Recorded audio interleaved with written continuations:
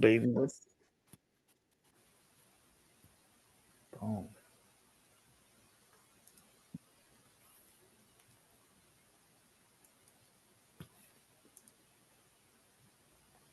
It's been a day. It's actually been a day.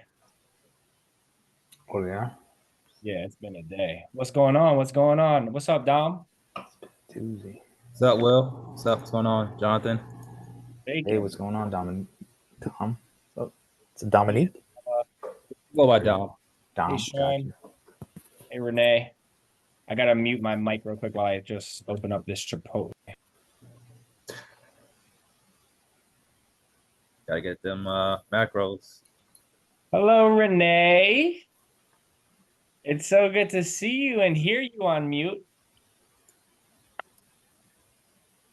Yes, Chipotle, there you go. I always forget to do that. Hey, William. Chipotle loves to tell you they're gonna charge you $2 for the guac. I was like, don't even tell me. I know it's coming. Just let it rock. And then they hit me at the checkout. It said $21. I said, Boom. oh my God, y'all take food stamps? Because I can say that, you know, because I grew up on food stamps. Those are the days. So yes, we're gonna give everybody just a minute or two, then we're gonna kick things off. I'm so excited, like just so excited. This is the biggest ever. I'm so excited for you guys. You guys don't even, and all of you have had a day because all of you work jobs. All of you, had some troubleshooting issues. Appreciate you guys just kind of rolling with the punches as we're kind of kicking this thing off. But I promise you, you are in for a treat.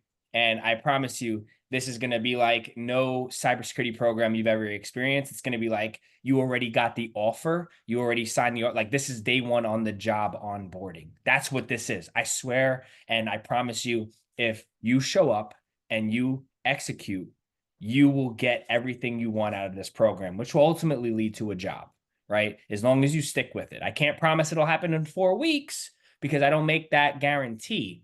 But applying these principles, the skills, right, knowledge and understanding, and utilizing the framework, that I can stand behind, right? That I can definitely stand behind. And there's nothing like it on the market because we're going to crush the market and you guys are going to crush it. Just continue to roll with the punches, show up. No question is a dumb question except one not asked, and just continue to do the work. Continue to do the work and we'll get straight to it. See, we got a couple more people showing up. Like I said, it's going to be a small group because we really wanted this to be just like a controlled space, intimate, really be able to leverage the tools and really just be able to get the feedback from you guys. So a smaller group, we can be more effective that way. So appreciate everybody's patience. If you can turn on the camera, and show your face, we appreciate that just so we get to know everybody. It's at least on the day one. And then if you guys don't feel like showing your faces, that's fine. But I'll turn off my camera when I'm stuffing my face and when Jonathan's talking. That's right. That's right. No other person in the room. Justine, you cannot hide, Justine. You have to not hide, or I have to find you. Isabella, don't hide. Sean, what's shaking? I'm so excited. I've been waiting for this all day. Yo, I'm so excited. Like for real, I'm so excited. Oh my gosh. It was like, all right, when Tuesday, December 3rd, when is it coming? Like, let me get on this. Yeah, I know. Y'all been like for real. Like, man, it's just, oh my gosh, the amount of time it's taken to get to this point, the resources that have been poured in, like it's, I mean, I'll give everybody a chance to speak, introduce themselves. Just here in a moment, I'm going to give 1 more minute, then we're going to kick things off because I don't want to waste your precious time. Tonight's going to be shorter, just because tonight we're really focusing on, onboarding, introductions. You guys understand a little bit about us, understand your background. That's going to be light and sweet. We're going to go over just the program overview, what you guys should expect, and then we're going to make sure everybody can log in. I know you guys bumped your head today and struggled with that, so we'll make sure everybody can log in. And then if there is any issues with anybody accessing the applications, I know Solomon has worked with all of you individually. Tomorrow he'll be hosting another troubleshooting session because we don't meet till Thursday. So everybody, hopefully by tonight, will be good to go. And at the end, we'll log into the tool just so you guys can see what it looks like and and you guys can have the rest of your night. So tonight's light and sweet, but again, we're just here to make sure everybody's good to go. Okay, cool. I think we could probably kick things off. I'll pay attention if anybody else is rolling in to make sure I let them in the chat, but appreciate everyone for being here, man. Real talk.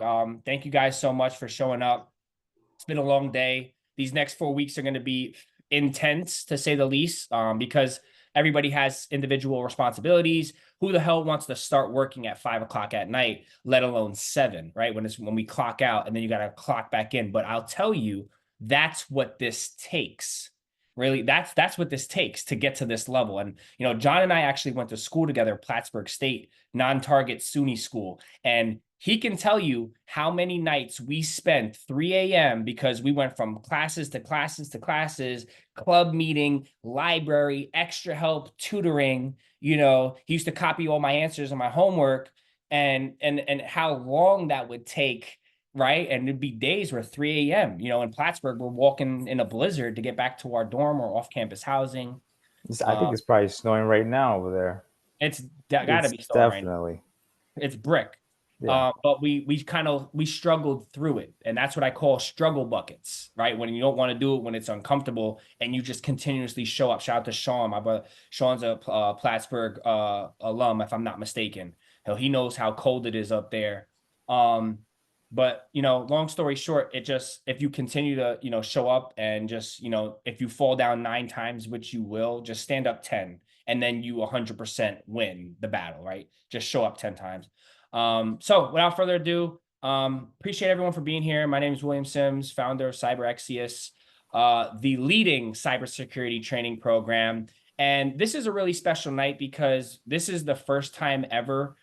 This is the birth of our virtual security operations center. So we call this incubator program. Like if you ever, you know, remember in grade school, maybe you guys had like an incubator for the chicken eggs and had the chickens, you know, I don't know if they still do that. Now you guys are probably, not you guys, but, you know, kids are probably in like the metaverse or something. So I don't even know if that's a thing, but right. An incubator program is to harvest, right, that environment and mold and train you guys into what it would be like. Like, you guys have probably taken courses. Some of you have certifications.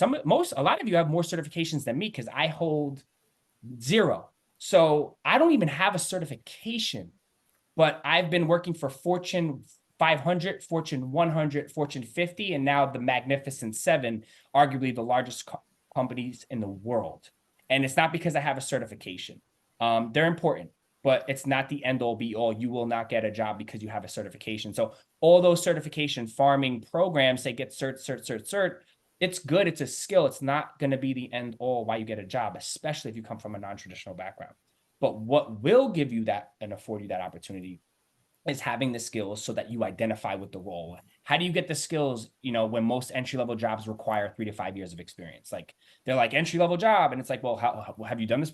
No, I got a certification. Well, I regret to inform you. And so there's no way to get access to the tools. You know, you look at these programs that are out there, and you guys can correct me if I'm wrong, but there's no programs that have real hands-on trainings. They may have a cyber range. That's great. They may have, you know, some self-paced modules. I'm pretty sure everybody's sick and tired of the self-paced modules and the, you know, here install VirtualBox and the VMware. Like, I'm pretty sure most people here are sick and tired of that because it's like the cheapest way to do an open source project, which is great, but a company is going to hire you as a security analyst or for whatever, you know, role. If you want to be a fireman, they're going to hire you because you've held a fire hose, not because you sprinkle your flowers in the backyard, right? So you have to do the job of a security analyst in order to get a job as a security analyst. And so this VSOC is incredible because I can stand here in front of all of you, and John can attest to that as well. I'm eager to hear his thoughts and tell you that this experience, this virtual security operations center, our platform, our infrastructure is apples to apples experience of what you would be doing at a company working on a cybersecurity incident response team in a SOC. Apples to apples. Like if you were to have a job right now, this is day one, you're onboarding, and now you're a security analyst. Everyone on this call right now is a security analyst moving forward. You're not a student anymore. You're a security analyst. And so congratulations for all of you taking that, you know, step and investment in yourself. the time, the money, the resources. I'm so happy to have everybody. But that's a little bit about me. I want to stop right there and let John introduce himself. Then everybody can say what they have to say, introduce themselves, and then we'll go ahead and jump right into it. Yep. Good evening, everybody. Yeah, my name is Jonathan Disla. You just call me John. It's fine. A little bit about me. Right now, I'm a detection engineer for a Fortune 250 company. I think what they are. Been doing cyber related things for about 5 years now. I have a couple of certifications. That's how I got myself started in cyber. I initially graduated from Plattsburgh as a computer science major. Wasn't into security at the time, so I pivoted into network operations. And then Will kind of talked me into, hey, check out cyber. And I was like, all right, I'm down. This is pretty cool. So I took my Security Plus. Still couldn't get a job. I took my Network Plus. Still couldn't get a job. Started getting traction. And it wasn't until just started networking and started putting myself out there, completed some Splunk training, different things like that. Then I started getting traction. Luckily, something opened up at Pfizer, and Will was able to get them to, hey, check out this guy. He's been, working his butt off. Got the interview, still didn't get the job, got rejected the first time. Kept in contact, and then eventually I made my way over to security as an incident responder first. I had a CCERT, Cybersecurity Incident Response Team is what that means. And then I, my team, my leadership, they took a fond of me. They saw, oh my God, this guy, he puts in the work and he does his thing. And they saw, hey, there's an opportunity here in detection engineering. You have a background in computer science. All those nights where I was like, all right, let me just study some Python, even though it does nothing to do with my job. Maybe one day it's going to fit in. It eventually all clicked. And eventually I mixed my, script kiddie Python with security, and now I do detection engineering. But yeah, this is I am excited about this program. Number one reason is because you're gonna have something I didn't even have, which is exposure to the tools. So we're gonna get into the tools, exactly what that means, but you're not gonna find that type of exposure anywhere. Right? These are things like, when you get onboarded into a company, the first thing you do is you have to request what is called access groups, right? And what these groups are is access to these tools, because that's where analysts are day in and day out. Some people say a security analyst is like a triage monkey, is what they call them, like a alert monkey, because they go through these things, and that's where they live. They live in these tools, and they just familiarize themselves with a certain process that, through the program, you'll be getting familiar with, and you'll be able to, feel comfortable speaking through and know exactly, when you have these interviews, exactly what it is that, if you're going for a security analyst, right? What exactly you'll be doing on the job, and you'll be able to, explain things in a way where the person interviewing you was like, oh, okay, this person kind of understands what they're getting themselves into. But I'm really excited about this. And yeah, I'll kick it back to you, Will. Appreciate it. Thanks for the intro. Thank you. You said it all. One thing I was going to say is, I think the huge differentiator, we talk about the tools all the time. And I think a reason why it's so hard to get this experience, and, up until this point, is because these licenses to these tools are tens of thousands of dollars. Like, to get the license, like the beach pass, to get on the beach, it's tens of thousands of dollars. So most companies and programs out there, they're not spending the money to go get those licenses, let alone have the, budget to configure, deploy, build the detections. We're talking about like hundreds of thousands potentially of engineering costs. Because these guys are, who are doing this level of work are arguably $300-400 an hour. So this is a huge expense, and that's why something like this is like just not out there. And so we're just super excited.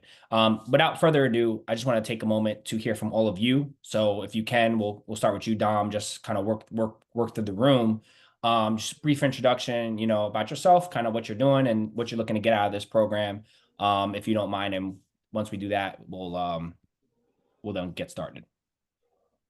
All right, sure. Well, hello everyone. My name is Dominique. I've stumbled upon Williams program by LinkedIn. I was following this gentleman named Dominic, similar name to mine. And he kind of, I like that he was young and he had those engaging videos. So I'm like, okay, let me see how he got on board. So I looked at his profile and I see that this was actually one of the courses or programs that he kind of started his career path. So I kind of reached out to Will in regards to that matter. And as he tests, I was first doing all the traditional, trying to get my certifications in order, going to school and getting some. I'm still in school, but it's kind of put on back burner because I'm trying to get the hands-on at this point. So when he spoke to me, it kind of resonated with me, like what I'm trying to accomplish as far as getting the hands-on tools that I need to kind of grasp to understand the work. So that way I kind of sell myself in the actual interview process and know what I'm talking about versus reading a book that's kind of, or watching a video module and not gaining true hands-on experience. So I'm from New York. I live in New York. Got 2 kids, 9 and 7, wife, and just excited about the journey that this is going to be. I know it's going to be a quick 4 weeks, so looking forward to networking and meeting everyone, hopefully in due time. Appreciate you, Dom, man. That's a beautiful thing, man. And I got 2 kids as well, so I definitely understand, like, this is real. You know what I mean? Like, you got a family and wife depending on you, so it's a beautiful thing. You're making this investment, and I'm really excited for you. I know it's going to be worth it. And so thanks for sharing that. Over to you, Renee. Hi, my name's Renee, Renee Ayers. My daughter actually left for Chicago this morning she was home for the holidays, and so her and her cat just left. Let's see, I'm kind of ADHD. Even though I'm a teacher, I'm a special education teacher, so my thoughts kind of hop all over the place. And I can attest to what Will said about the programs because I've been trying to get as much skills as cheaply as I can because my background obviously is in education. I had many student loans, which were thankfully forgiven, but I had to take out loans for my daughter for college.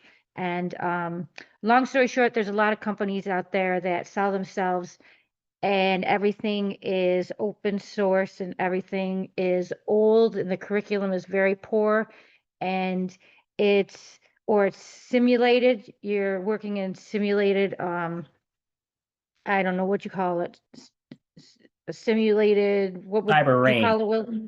Yeah. And I found it wasted a lot of money.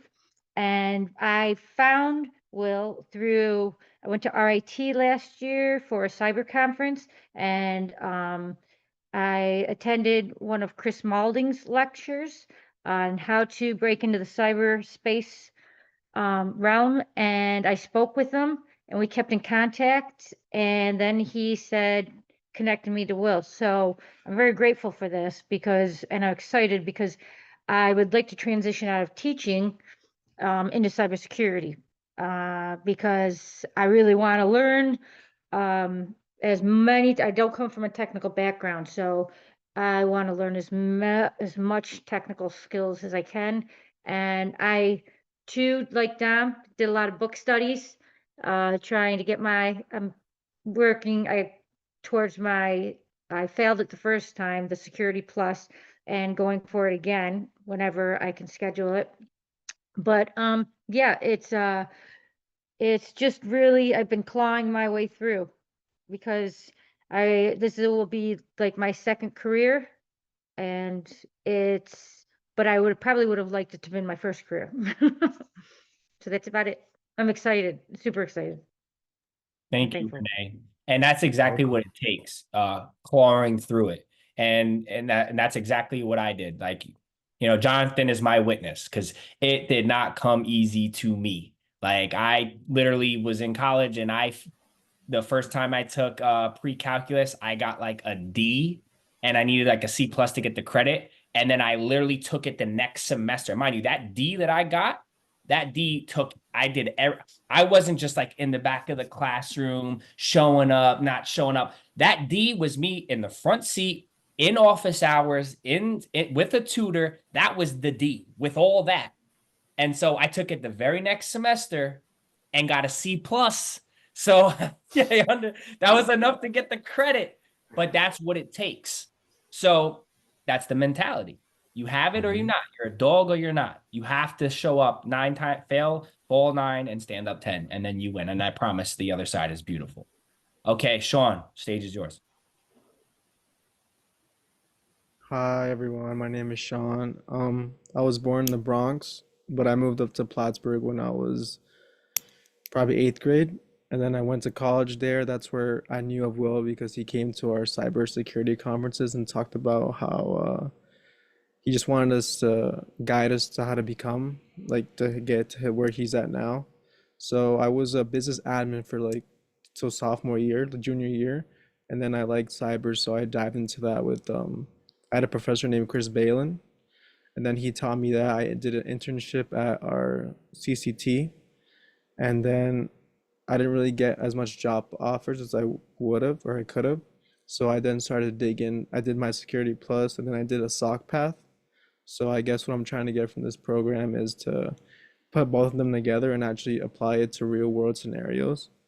Because I really like blue teaming. I like traffic monitoring, endpoint response, incident response, the frameworks. So that's what I'm hoping to get out of this program. Awesome. And thank you, Sean. I appreciate it. We got a couple people from the X. Throw up the X if you're from the X. A couple people. If you're not afraid. Rep your set. We got a couple X's in the building. All right, man. It's BK all day, man. I don't know about the X. Hey, that's right. All right, Kizzy, it's on you. Hi, my name is Charisma. I've been in cybersecurity for about going on 3 years now, thanks to TJ and the Cyber XC program. I didn't know anything about cybersecurity, and then Will help me get my first IT job. And during that, while I was still in the Cyber XC program, he had a cybersecurity accelerator that Chris Maulding led. And after that, I got a contract position with Chris conducting this cybersecurity framework audit. So that kind of got me into the GRC space within cybersecurity. And right now, I am a vendor security and privacy analyst with HubSpot. Reviewing like SOC 2 reports, ISO certifications, pen test reports, things of that sort. But I'm very, very grateful for TJ and all of his programs, and will be like a lifetime student because it has changed my life between my combined with my IT and the cyber job at the time when I was working both. It was my first time making 6 figures. So I'm very, very grateful, and I'm excited for the program to get that real world hands-on experience. Thank you, Kizzy. It's an honor to have you back. And I guess that's why I'm just so happy and excited about this, because to have somebody that's, worked with us before, and that's always been a part of our community and program, like to come back and spend time at that says something. So I'm super grateful. And it's very touching. So I'm super, super excited for you and your growth. If you hear Kizzy or other folks call me TJ, it's my middle name. And so don't be alarmed. It's not, I don't have a twin. Well, I wish I had a twin, but then we probably get a great deal of trouble. Anyway, thank you so much for sharing that, Kizzy. Pleasure to have you back. And, you've never left, but it's a pleasure to have you. H-Town, what's happening? All right, Bella. Hey guys, I'm Bella, and I don't know if most of you know, but this is my brother, and I had to, but he also pointed me in the direction of cybersecurity, and I also went to Plattsburgh as well as some of us, and I'm also in the process of, applying to jobs and getting rejected, and I'm also trying to get my Security Plus. That's something I'm in the process of doing.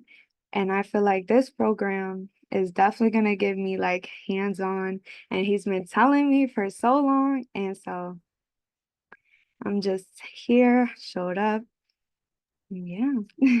Thanks so much. Gave Appreciate him it. a family discount for her. She don't get no discounts. Don't get no discounts. You know how I told her if He she don't taxes pay, me. He taxes me. Don't she worry. don't show up. It's not for real. So I had to, like I said, but like she said, right? If you need your hair braided, he's Dom's in Freeport. Oh yes. You can hair braid. I braid hair also. I have my own hair braiding business. But yeah. I Pleasure got to the have you. locks. It's a I'm little glad different. I'm glad that you're here taking it serious. It's not easy. So, even with a degree, I know tons of people with degrees working at ShopRite, with computer science, accounting, business. It's not easy. And that's why we're here. So thank you for being here. Justine.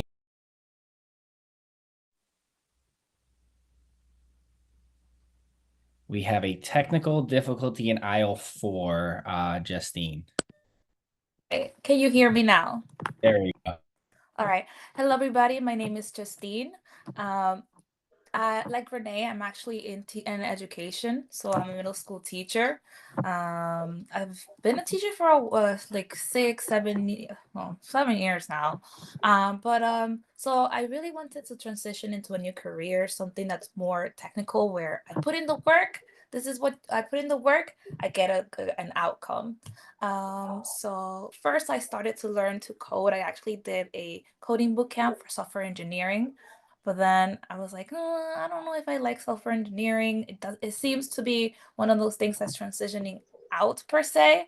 And then that's when I looked at all the paths in technology and so cybersecurity. And I saw it was really exciting because you get to learn new things all the time. It's very purposeful because you're doing something that, everybody needs a little security in their life. So anyway, yeah. I just like Will said, I've gotten a Network Plus. I've got just myself studying. I got my Security Plus, but no luck getting jobs. People see my like experience and they're like, oh well, she has the certifications, but does she have the actual technical background, the actual, I guess, aptitude to like deal with the tools? So through watching videos and through seeing different interviews and things like that, I see that it's more about, can you use the tools? So this is a great program. I'm really excited to learn, and I'm happy to be here. Thank you, Justine. It's a pleasure to have you. Super excited for you. And again, you're just reiterating what we all said earlier. It's just crazy because all of these programs are like, they're certification farms. Like, get the certification. Like, so many people preach that. I know everyone on here has heard that before. And it's crazy because I don't think certifications are a bad thing. I think they're great. But it's like, if you have a non-traditional background, even a traditional background, because what does that even mean? A traditional background, you played with some computers, you got a technical degree, a certification, right? But you need internships, you need hands-on experience. And a few of us went to Plattsburgh, which is a non-target state school. It's not like at our career fair was Aflac and like Enterprise. Like, it wasn't like we had, JP Morgan Chase and, Deutsche Bank and McKinsey. We had like the really small, like, companies, that weren't necessarily like hiring for these types of roles. And so that's a struggle.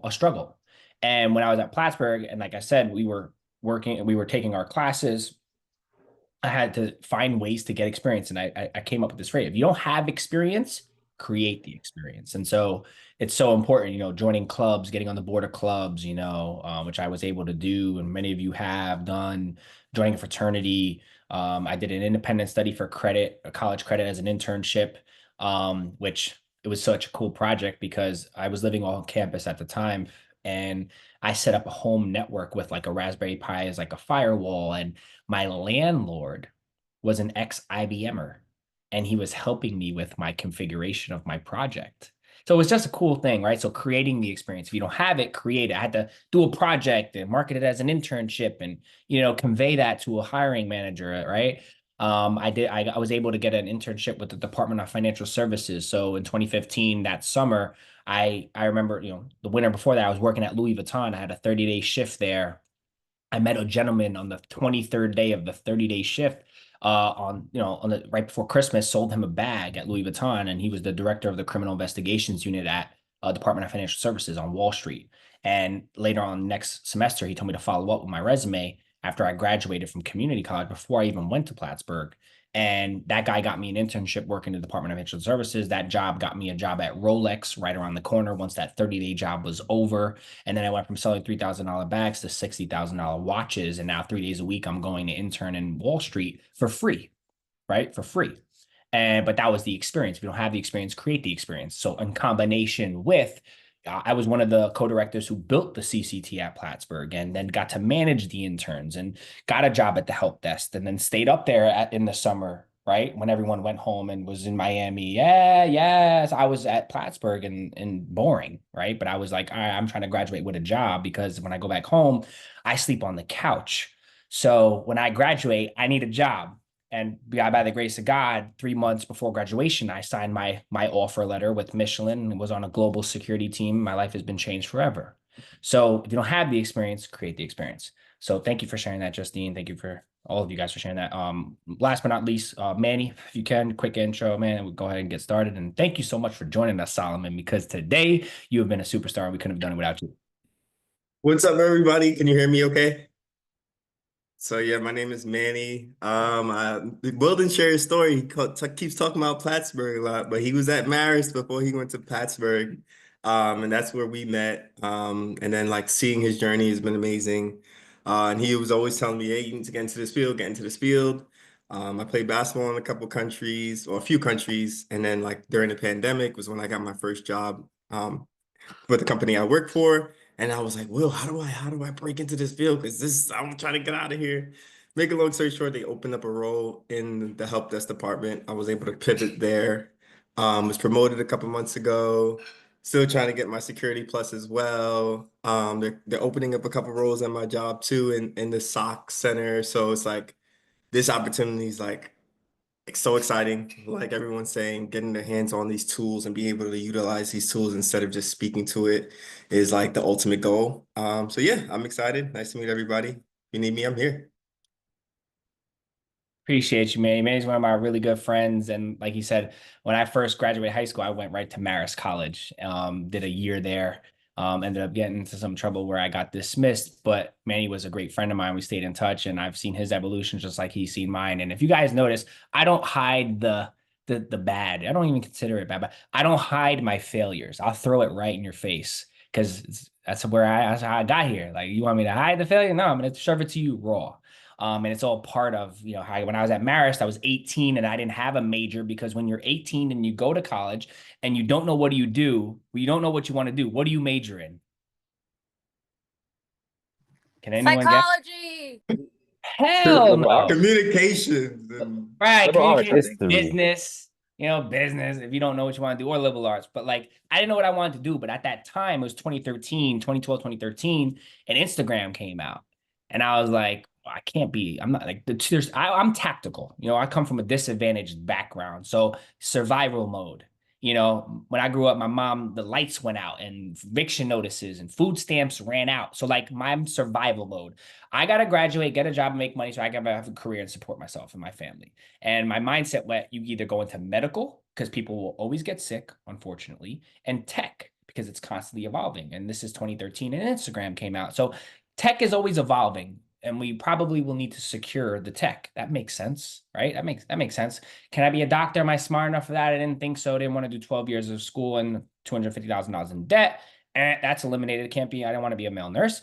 And so I'm like, all right, I want to go into tech. Well, what do I want to do in tech? Just cybersecurity made sense. And then I started to unravel and figure it out.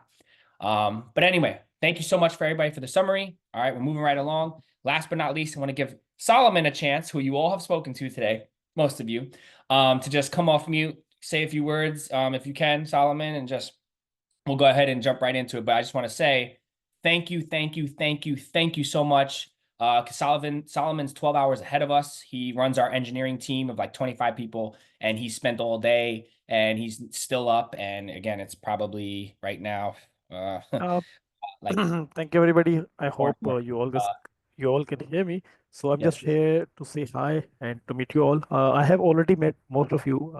Just you can say like 3-4 hours ago.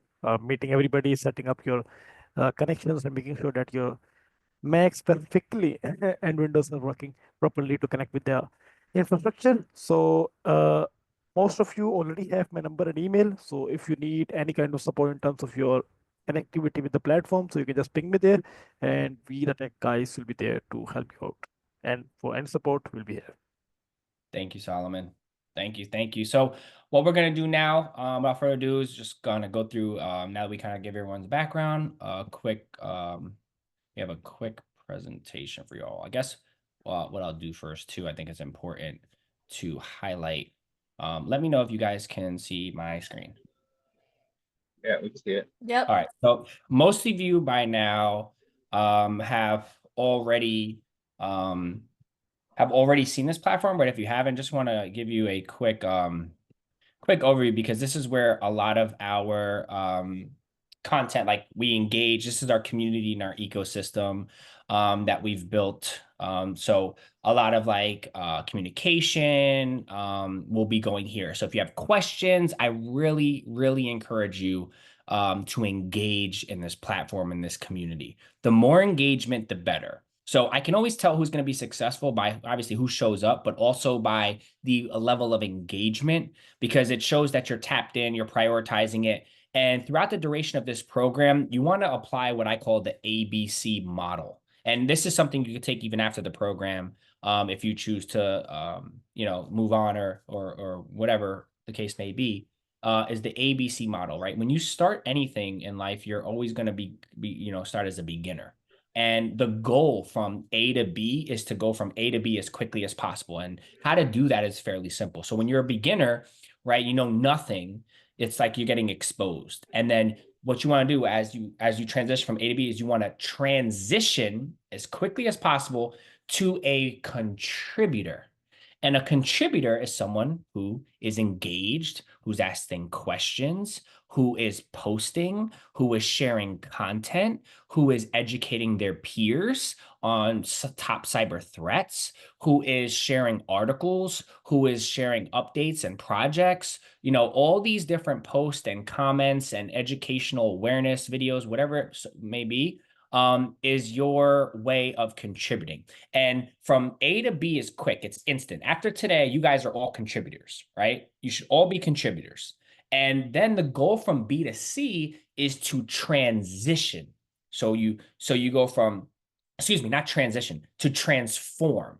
So you transition from A to B, and then you transform from B to C. And you transform by continuous contributions and evolution.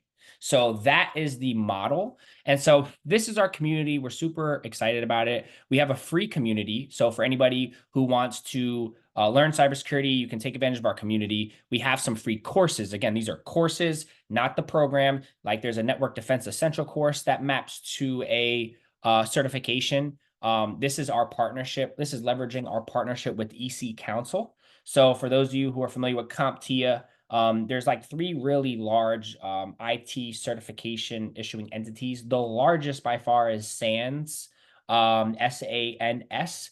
And then the other 2 large IT certification issuing entities, which you guys are familiar with, are CompTIA, which are the core 4 certs, the A+, Network Plus, Security Plus, CYSA, and then EC Council, which is the owner of the Certified Ethical Hacker, Pentest Plus, a lot of those other certifications. And so this introduction to Network Defense Essentials is a beginner entry-level friendly cert you guys can take free, and then go take the exam if you like. I think it's like $100, so it's fairly inexpensive. And then there's also a Digital Forensics Essentials course. So another good one that you guys can check out. It's just video modules. There's no labs here. It's just the modules. So just keep that in mind. But again, it's free content for you guys. We also created this Ethical Hackers Toolkit, which was a 5-week program that was facilitated by Antoine Matthews, who you guys will surely hear from if you stick around. He's a senior engineer based on the West Coast, ex-Google, super bright guy. Love him, brings the energy.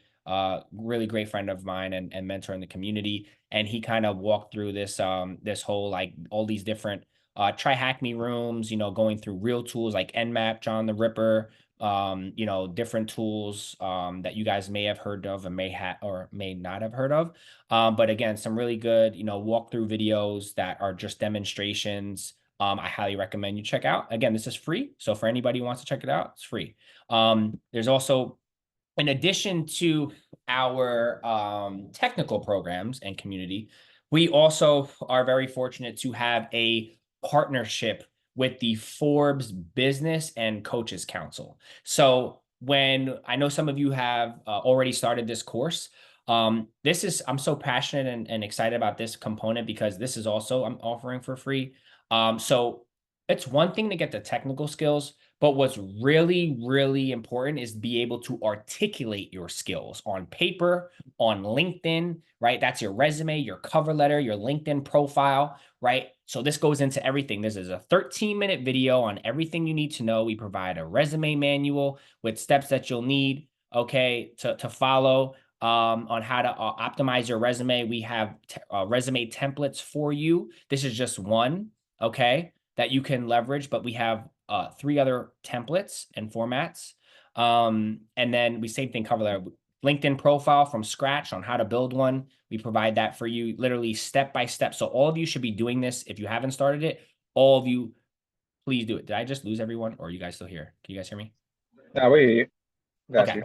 So resume, cover letter, LinkedIn. And then what do you do on LinkedIn once you get on there? Well, we go through exactly how to network like a champion, like how to outreach to recruiters, hiring managers, to introduce yourself and actually help and leverage those folks to find you roles.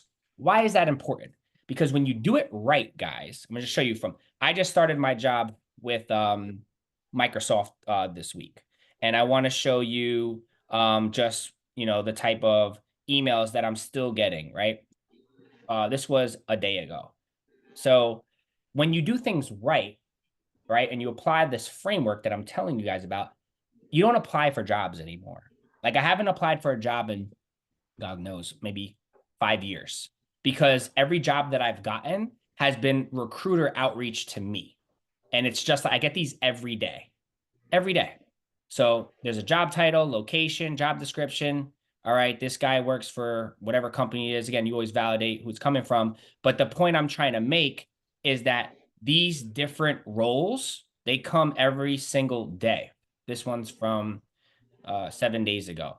And I literally I can't respond to all of them because there's just too many. But the point I'm trying to make is that when you apply this framework that we know has been proven to work because we have ATS compliant resumes, we know how to optimize our LinkedIn profile, we learned how to interview like a boss because we're being coached by Forbes certified executive coaches. And so we know how to take that technical training and skills and articulate that on paper and in an interview. And then that's exactly what you guys are going to ask. So there's all these free resources.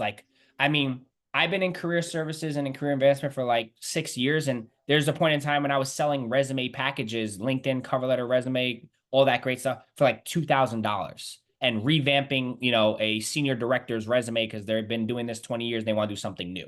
Like this right here is invaluable. Okay. And there's going to be more courses that we populate as we continue to grow, like that we will create for free.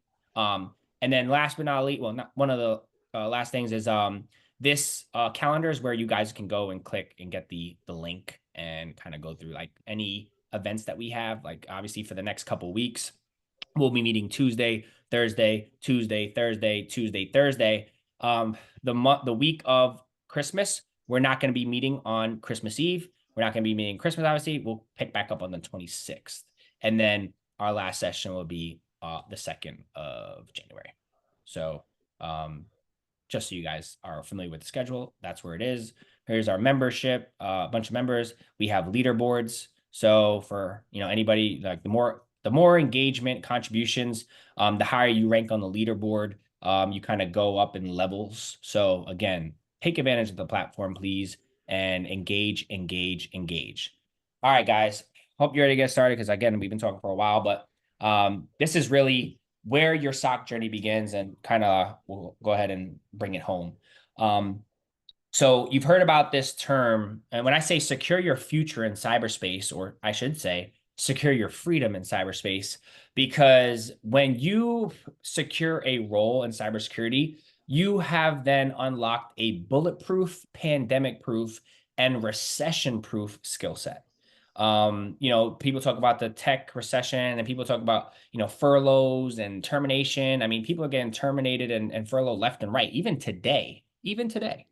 And I am so blessed and fortunate, by the grace of God, thank you so much, to never have to worry about that. I just never have had where I've been overemployed for the last 2.5 years.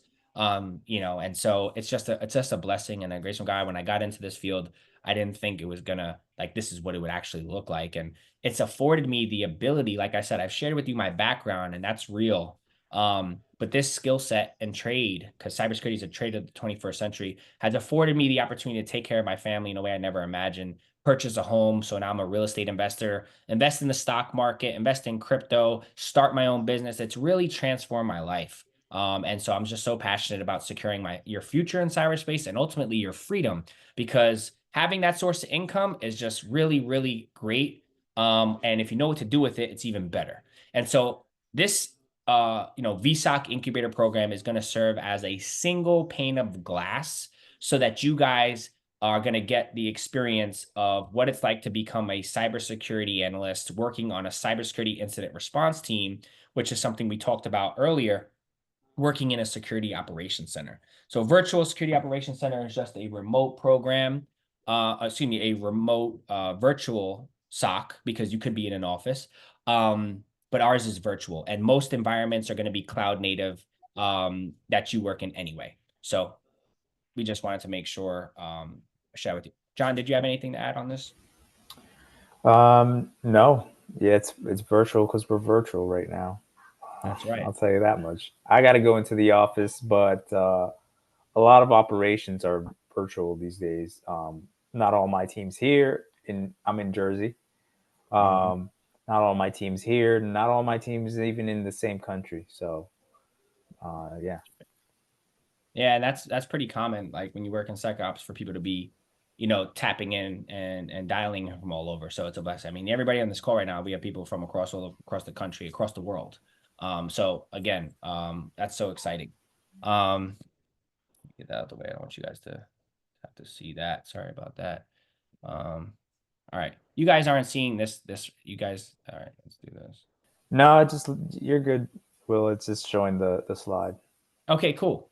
So again, we kind of touched on it, and we'll kind of go through this pretty quickly. But again, in terms of the program overview, this VSOC Incubator Program is a 4-week accelerator where you guys will have an opportunity to shadow senior analysts and engineers like myself, like Jonathan, as you learn what it takes to work in a SOC.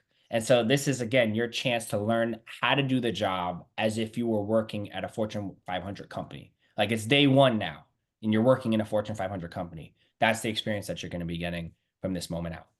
And so throughout the program, you're going to understand the purpose of a SOC and how it functions. And so most of you may have heard that term before, but a SOC is essentially the nucleus of an organization. So most companies, large companies, will have a security operations center or a security team, which is, again, like the nucleus. So the SOC is responsible for working cross-functionally with all different types of teams. So you have, let's say incident response, which is kind of what we're going to be doing. You have cyber threat intelligence, you have pen testing, you have vulnerability management, GRC, like what Charisma does, risk management. You have, purple team, right? There's so many different components in tech. And so the SOC is like that centralized nucleus that's going to be receiving, data and intel from all different types of teams. And the CSIRT is essentially the team that's responsible for the incident response. And so when you think of incident response, you have to think of like the detection component and the response component. So we'll talk about that in a moment. But So we want to understand the purpose of a SOC and how it functions, the role and responsibility of a security analyst, understand the tools that are configured and deployed within a SOC. So like John was mentioning earlier, every SOC is going to be comprised of different tools that these analysts will essentially live in and work day-to-day operations. And so we're going to also learn how to detect and respond to real-time alerts that are based on real threat activity. So the alerts that you're going to be seeing are going to be live and real, and that you guys will have an opportunity to actually work through and shadow us, and then also be able to work through them on your own and take that initiative. We're going to collaborate cross-functionally, again, like we mentioned, throughout the incident response management lifecycle. So you'll really kind of get a taste for what it's like to work, amongst each other, with us, and different teams like you guys have already, right? So day one, I want you guys to keep mind of this, but you've already worked with our engineering team. So you've already worked with our content management engineers. So that's exactly what Jonathan does at his job day to day, and what Solomon does within our company. He's responsible for a lot of the engineering, right? He's responsible for building the use cases, the detections that you guys are seeing. That's what Jonathan does for a Fortune 500 company. And so you guys have already, day one, even before you started, have already started to work cross-functionally with different teams. You didn't even know it. And so that's, again, that experience that's invaluable. And last but not least, you're going to be able to articulate that experience to highlight your impact, your success, and your accomplishments. This is key, to identify with the role. Every single opportunity that comes across your desk or that is posted on the internet is going to have a job description full of a role, responsibility, qualifications that you guys are going to need to appeal to in order to sell yourself. And so because of our career services that we do so well, you guys are going to be able to take this experience and know what to do with it. And we talked about that already, because I just told you guys about the course that you guys have access to at your fingertips. Yep. If I could jump in, Will. Yeah, a lot of what we're going to talk about, I feel like I said at the beginning, exposure, right? So when we talk about collaborating with cross-functional teams, as Will mentioned, we see Solomon, so he's the engineering team, and one of the things that I hear is like, what is actually what a security analyst does in a company? And one of the things that's missing when people explain what they do is how much your job as a security analyst is to interact with other functions of a corporate team, right? Organization wise, you have your business side, you have your IT side, you have your marketing side, you have communications. So on one of these sessions, we're going to talk through when you investigate something, at a certain point, you're just as a person who's just a detective. You have to reach out to certain people. When is it do you actually need to reach out to the network team? What's the difference between the network team and the network security team? When do you need to engage the IAM team, the identity access management team, right? So what I hope that everybody gains from this is like the vocabulary that we use, the understanding where exactly would you exist as a security analyst in a company. I really hope that goes through and people catch that. But I'm excited, especially for that. We'll talk about the tools later. But do you mind if I do the next slide, Will? Because Sure. I feel like, yeah. So the next slide. I mean, that's the incident response overview. All right. So if you're going to a good SOC, right, they're going to have something that's called the IRP, which is the incident response plan. And that's kind of an overview of what happens when an incident occurs at a company. NIST has their incident response lifecycle, which is preparation, detection, analysis, response, which means like containment, eradication, and recovery, right? So to break down what those mean, right? When you're at a SOC, you don't just start at, okay, something happened, go and investigate it. You actually start at the prepare level, at the prevention level. and that means training. So part as your job as a security analyst, and which is one of my favorite, is just to basically train all the time. If you have downtime, if you're in a company, they offer you free Udemy courses, free cyber ranges for you to constantly be training, but also to be understanding what detections are, what's the current latest, threat, what is threat activity that's happening right now, what's the latest exploit. That's the preparing, that's the prevention part. It's also where us, the cyber engineering team, is writing rules. They're researching threat actors, because on the next step where you do the detect part, that's the part where the CSER analyst is actually responding to, meaning something is detected.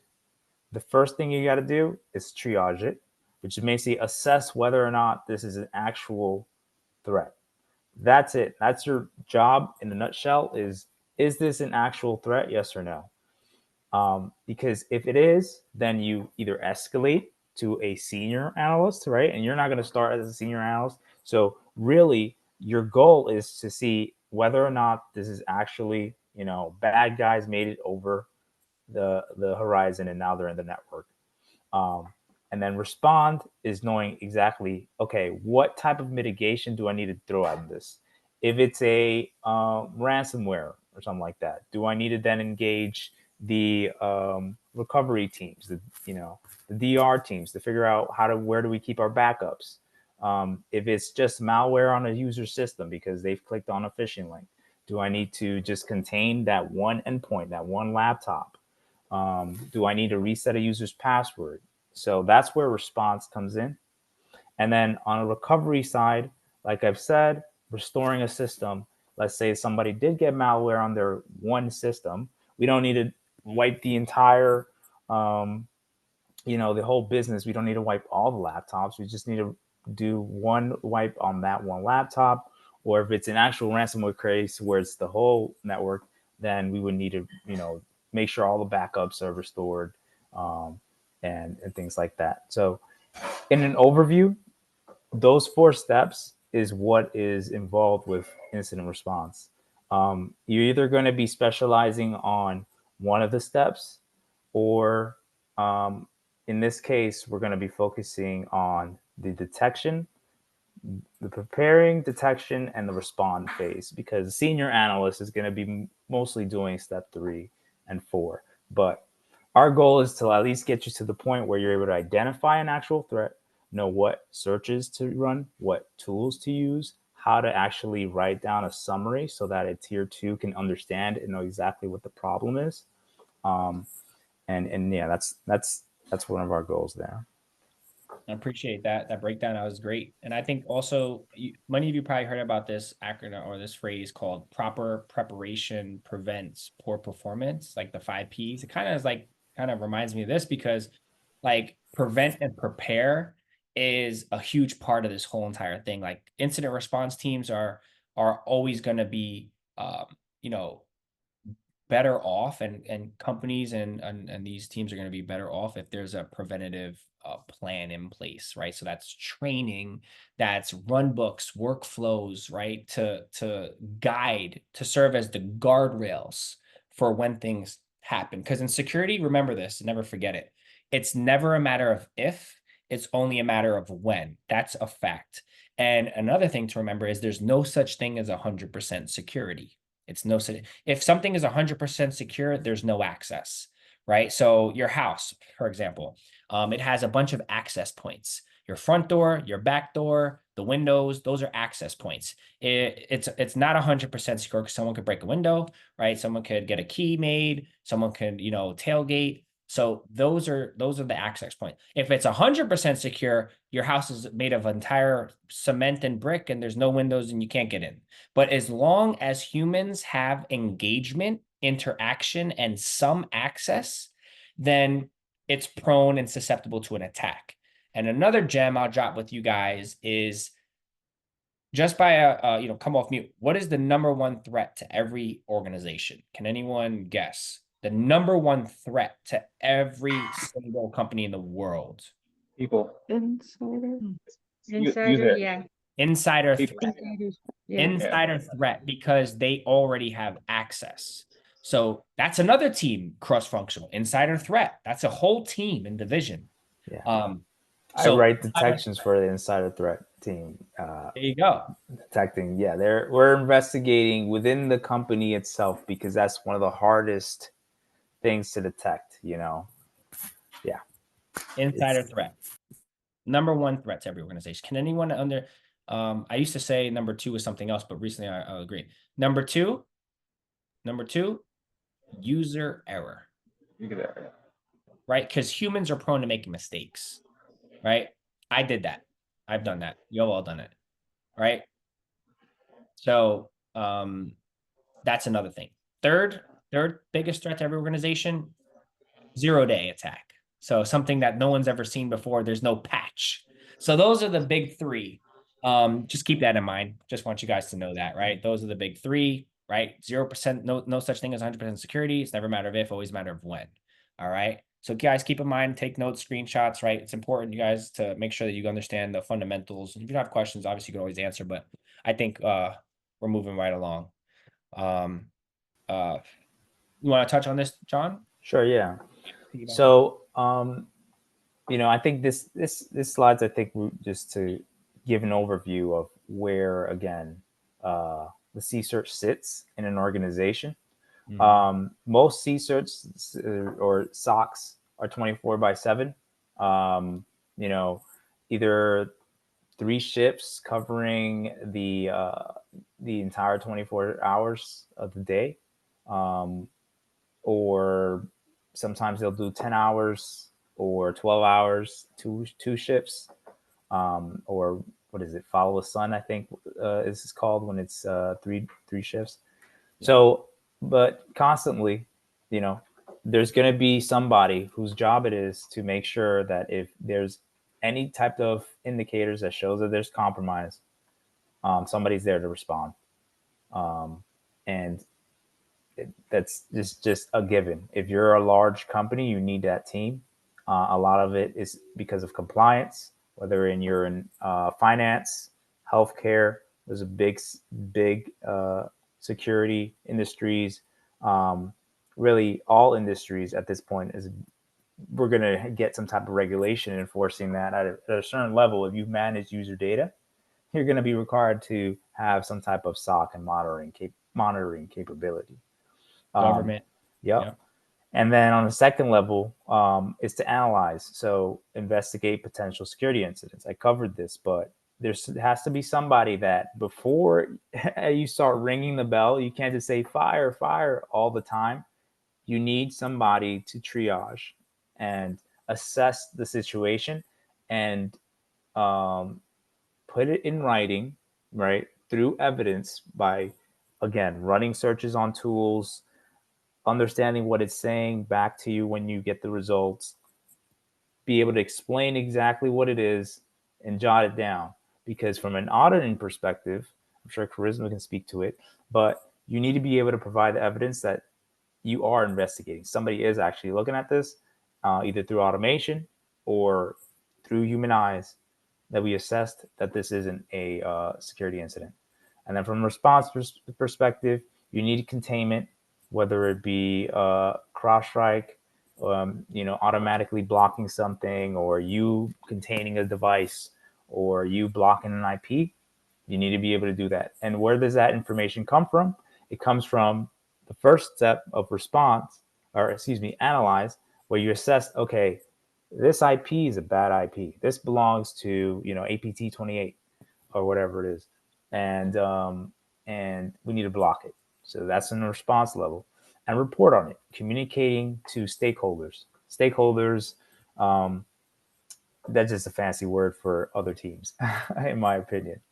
But being able to explain to non-technical people what you did, what you found, is critical to this role. Like literally, there's people who their whole job is communicating, you know, between the cyber team and a client, right? Like whenever our SOC team has an engagement outside of the company, we have a communications team in between the two teams, just to ensure that what we're communicating is clear, right?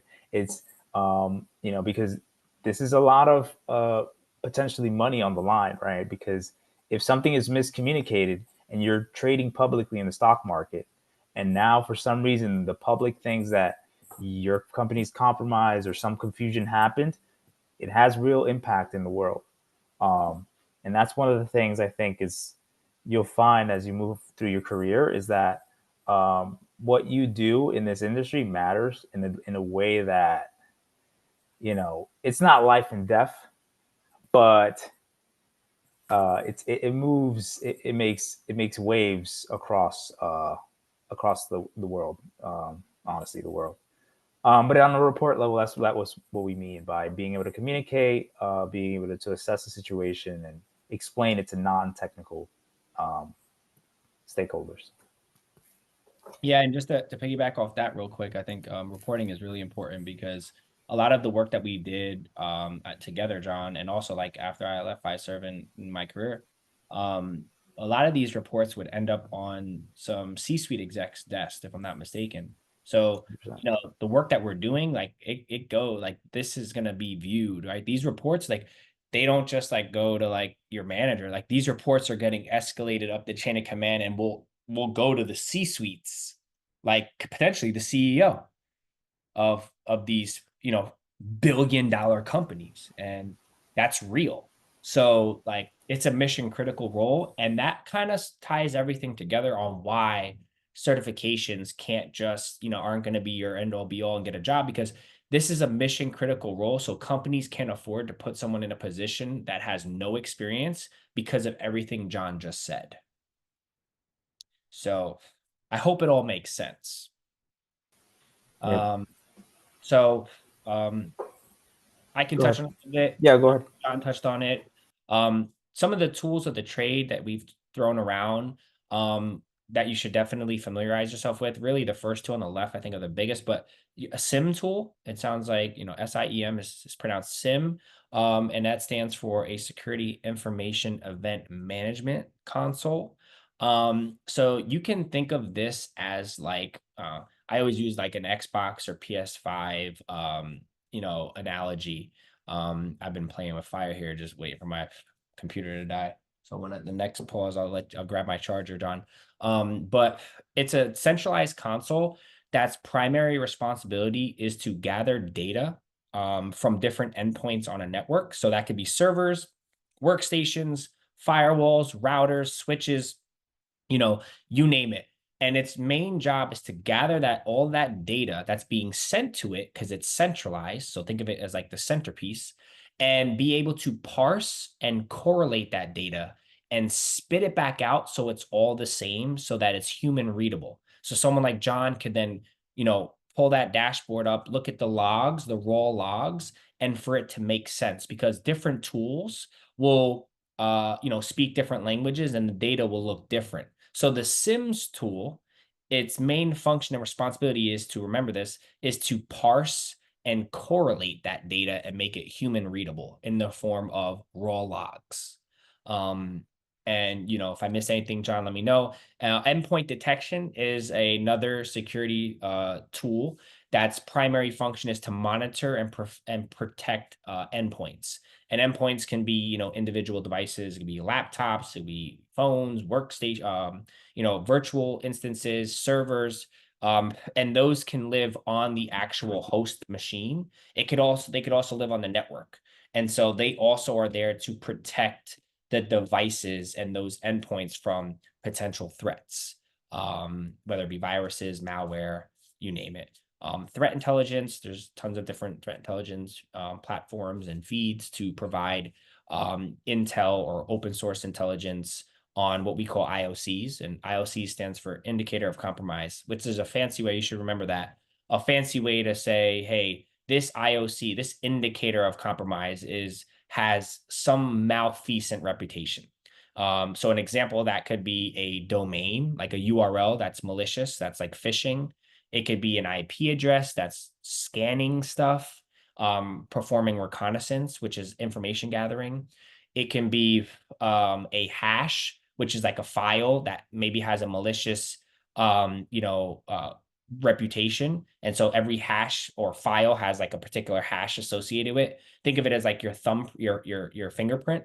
Everybody has unique fingerprints and every file has a unique hash. So a hash value, it can be, an email address that's sending out, spam or whatever the case may be. So those are different indicators of compromise. And last but not least, network analysis. Pass it over to you, John, real quick. I'm gonna grab my charger. Yeah, go ahead. Yeah, so network analysis is, I'm sure people are familiar with Wireshark, and is it TCP dump? No, yeah, something like that. Doing that on the Linux commands. There's something called NDR tools. I'm sure people have heard of EDRs. So if you heard of CrowdStrike, that's an EDR tool, endpoint detection and response. NDR is network detection and response. It sniffs packets on the network level. But these are different tools and assets in a SOC. In the program, I'm not sure if we touched upon it, but on the program, on the SIM level, and SIM is something that's close to my heart, I guess, because I manage the SIM at my company, and the SIM and SOAR. So if you're not familiar with a SOAR, that's a security orchestration automation and response platform. Basically, think about it as the tool which, how do I explain this? A SIM aggregates all the logs from all the different tools in the entire company, whether it's firewall, whether it's EDR, NDR, whether it's identity access management, which has all the authentication logs, people logging in and out. It aggregates everything in one central location, and then my team, their engineering team, will write detection rules on top of that, because that's where everything is together. We'll write the rules there, they'll trigger, and they'll be sent over to a security orchestration automation response platform, a SOAR, which is basically going to intake it, enrich it, which means essentially just do research about the quote unquote artifacts. So that's IPs. That's what Will was talking about. IPs, hashes, files, path, file name, users. And then you go in, it'll say, hey, what do you have about this user? What do you have about this IP? And then where threat intelligence tools fit in all this is that's what the SOAR will talk to, threat intelligence tool. There's Anomaly, there's Virus Total, there's Mandiant, which has their own. There's a bunch of different ones. Shodan, I would even consider them as a threat intelligence tool. It goes and tells, hey, what history does this IP have? And then they say, oh, there was this IP has been involved in 5 different hacks, 5 different incidents in different companies. You know what I mean? So it sends that information over, and you as a security analyst is like, hey, why is this IP showing up in my network? And that's where you write a whole article explaining this is where I got my information. Yeah, these are all tools you can easily just look up. If you haven't before, look up online, play around it, familiarize yourself with it. And these are things that you can bring up in an interview. And it's like, oh, okay, this guy gets it. We're looking for things, we're looking for indicators to see if things are malicious. This person would be able to recognize if shit goes, excuse my language, if things go down at the company, this person is at least able to understand where to go, why it's there, where it came from, stuff like that. This is the exposure we're trying to get you to, and the context behind what a security analyst does that we're trying to provide here. But yeah, in terms of the program for a SIM, we're using, I don't know if you announced it, Will, what we're using, but we're using QRadar. I don't think it's in the slides. We're using QRadar. That's IBM QRadar SIEM. I mean, a bunch of different Fortune 500 companies use it day in, day out. It's that's what we're saying. It's like top of the line production level tools. Um, go back one, just so I give context. For endpoint detection, we're using CrowdStrike. Who's familiar with CrowdStrike? Or has anybody heard it? They probably heard of it because of the news when it took down like the whole world. Yeah, we And, Yeah, I they get used it at stuck my in, job too. yeah, I got stuck in Vegas, the airports, yeah, everything got, yeah. It's the exactly. leader in the space that took the world down. Yeah. Exactly. That's how that will show you.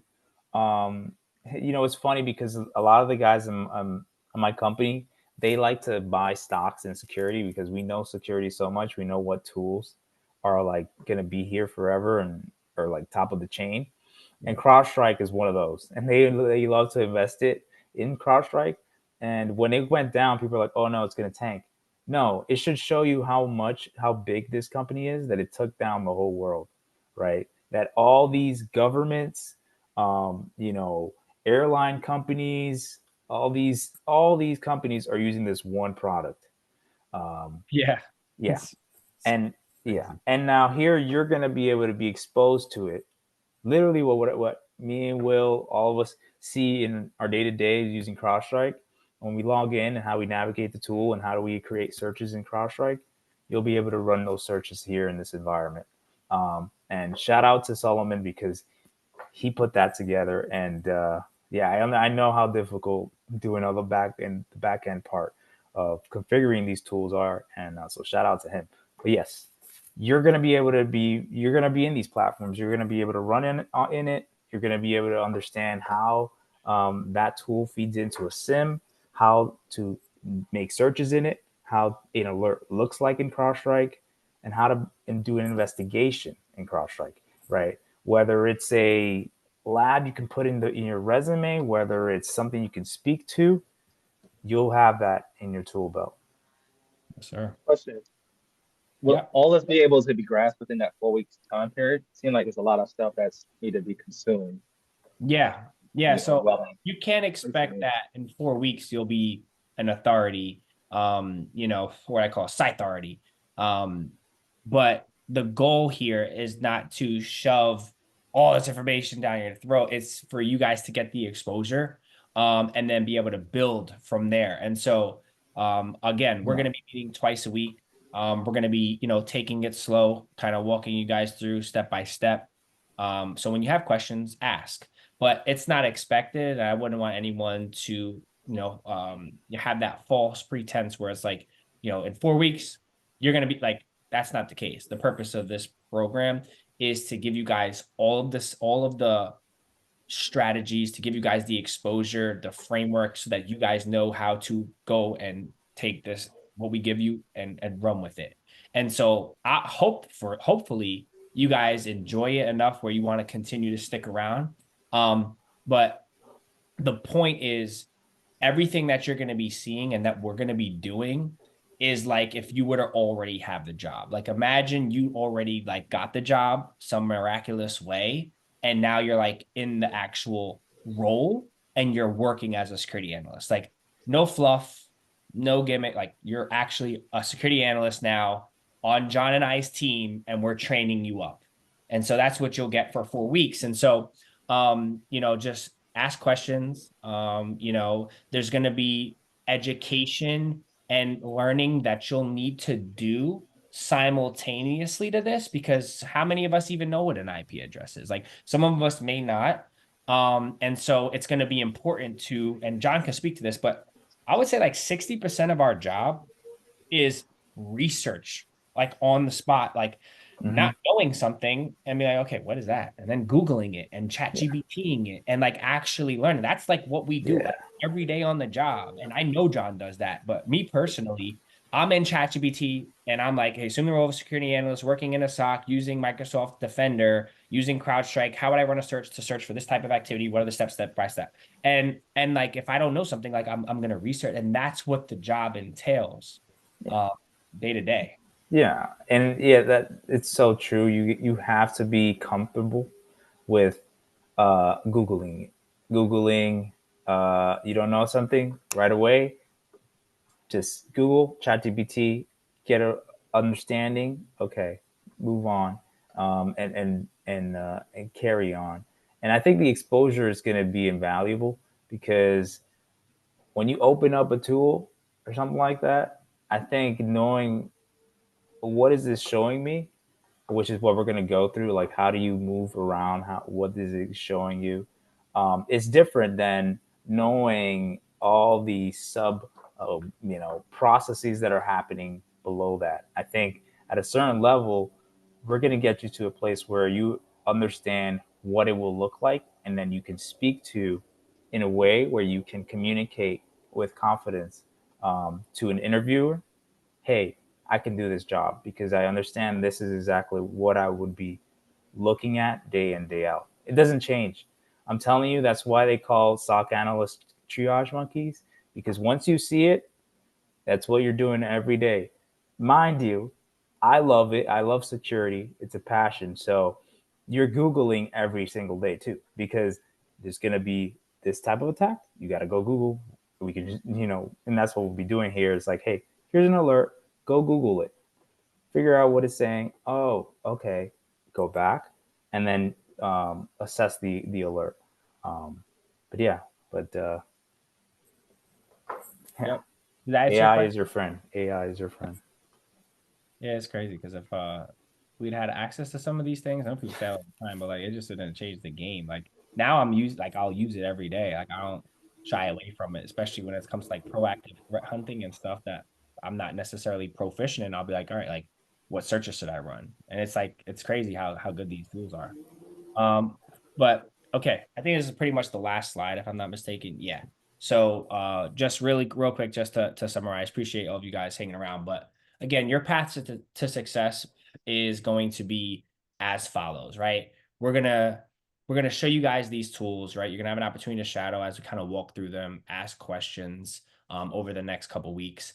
And eventually we'll transition to giving you guys a little bit more of an opportunity to kind of like, drive. And again, like we're going to be like obviously leading you guys and hand holding you, but we want to get to a place throughout this program where you guys are trying to, investigate and work through some of these alerts like on your own to actually think for yourself. Because we can hold your hand and you're going to shadow us, but they did a study on this. I think it was the, NTL Beth Institute. I can't remember exactly, but the study, I could pull it up on my phone. The study was how people retain information the best. And what people found is the best way to retain information is to use what you're learning immediately and or teach somebody else. So that's where you retain up to 90% of the information. That is a scientific fact. I have it right here in front of me. It says that you retain only 5 NTL Institute of Bethel in Maine. 5% of what you learn in a lecture, which is, I don't want to call this what a lecture, we're in an open discussion. 10% of what you read, 20% of an audio or a visual, 30% of a demonstration. You retain 50% or half of what you learn in a group discussion. So that's kind of like what we're doing tonight. You'll retain maybe 50% of what we talked about. 75% of what you learn when you practice what you learn, and up to 90% of what you learn when you teach somebody else or you use it immediately. So we want to get to a place in this, again, in this program, ABC, where we transition, contribute, and ultimately, right, transform. And so that hands-on component will give you guys an opportunity to kind of like really take what we've given you, and we'll still be here, obviously, but I want you guys to kind of take more of the initiative to, kind of think through some of these, best practices and work through some of these alerts. So that's ultimately our goal. And then last but not least, having an action plan. So whether or not you guys choose to stick around after this, you guys will always be a member of our community. But if you want to continue to have more hours, right, and have this opportunity mature on your resume, we can discuss those steps and cross that bridge when we get there. But regardless of the fact, you'll have an action plan of what needs to happen next and how you apply this step-by-step framework in your career and what you need to do from there on out. So I'm really excited for everybody. This is just like, just one of the most incredible times of the program. And I know everybody who has been around here before. Wow, I didn't want to do that. Like they will attest to the fact that like people have gotten jobs, right? And we didn't even have an eighth of what we have now. So it's just like so exciting because I really think you guys are gonna just enjoy this program and just add questions, ask questions, and just take your time. And again, the best thing you can do is if you feel like you're struggling is to ask questions. But again, you may fall down 9 times. You just got to stand up 10 and, claw through it. But we're going to be here every step of the way. So any questions so far? If not, we can go ahead. I know we're going to be wrapping up here shortly, but what I want to do real quick is I want everybody to take a moment to log in and real quick, I'm going to just share my screen.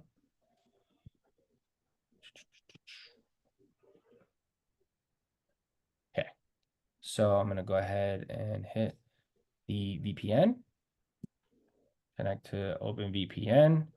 Once this is on green, you'll see the connection stats, and that means we are connected. The next thing we're going to do is open up this file, our SocByte launcher.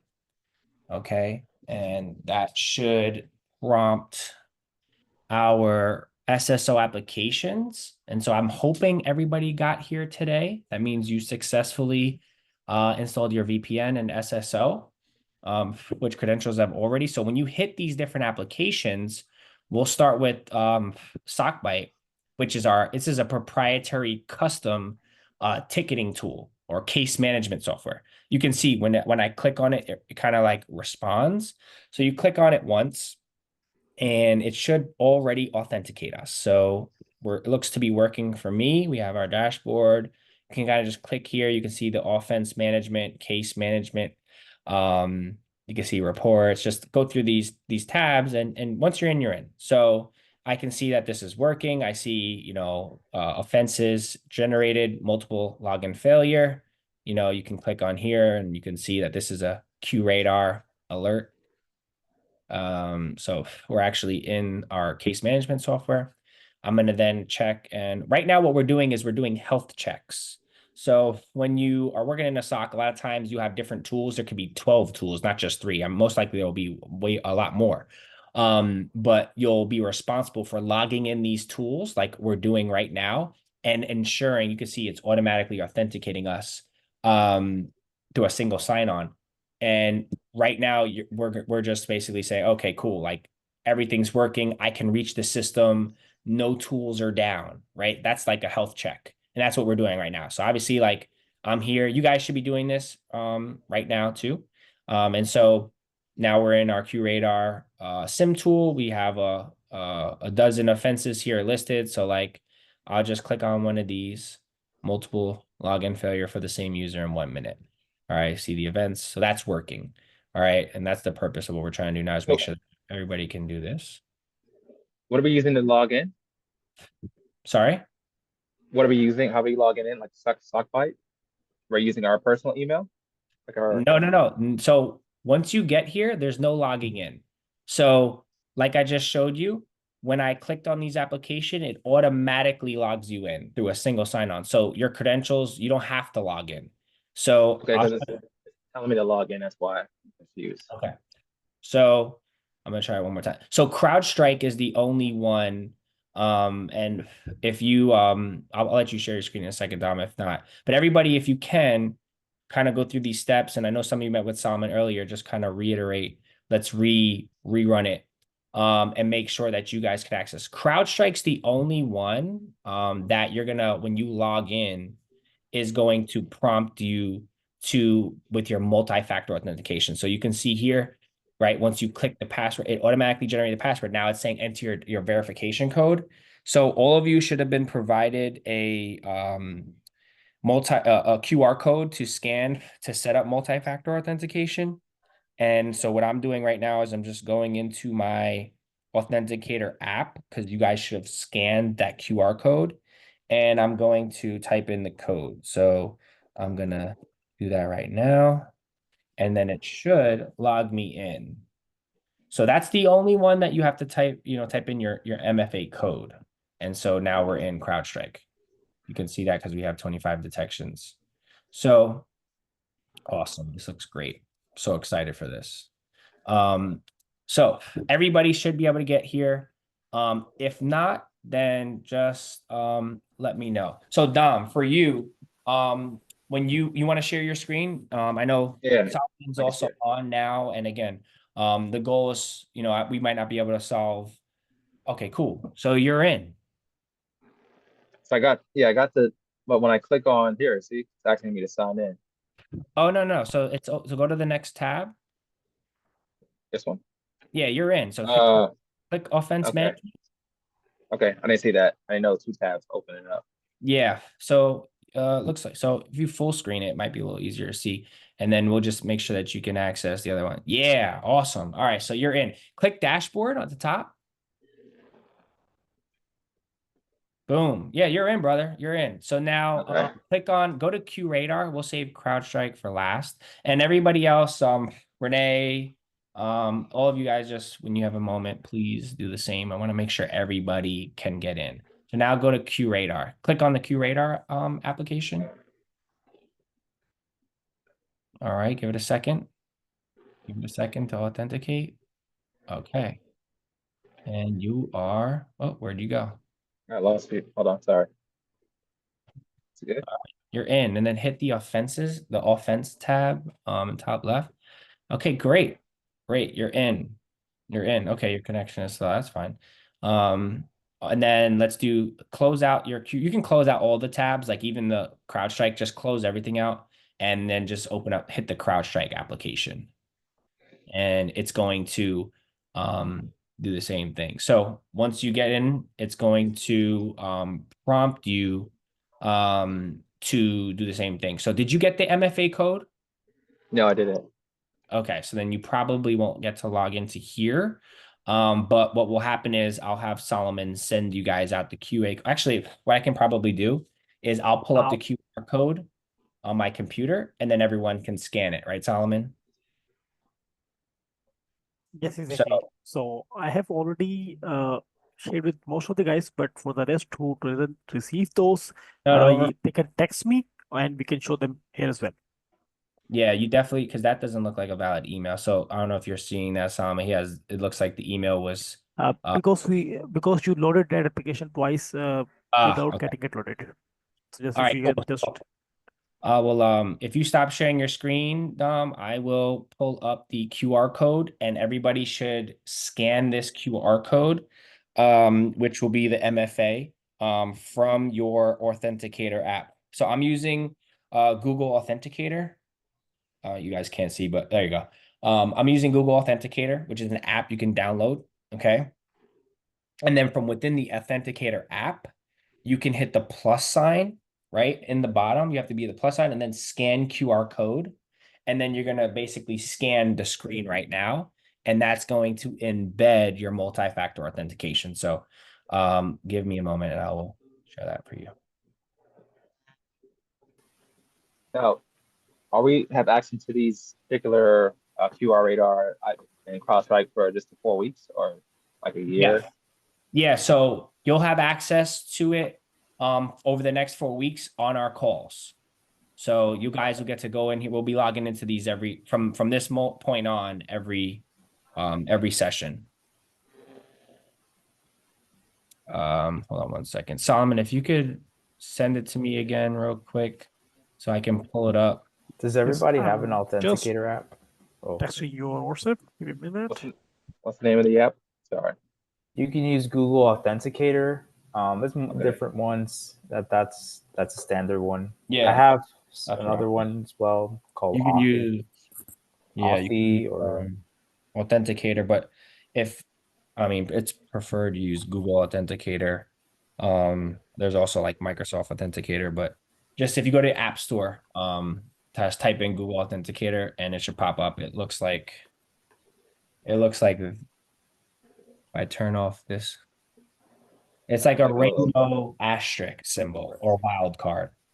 Yep. Awesome. You have the QR code or your WhatsApp, William. If you check your WhatsApp, I'm emailing you as well. Yes, sir. Okay, cool.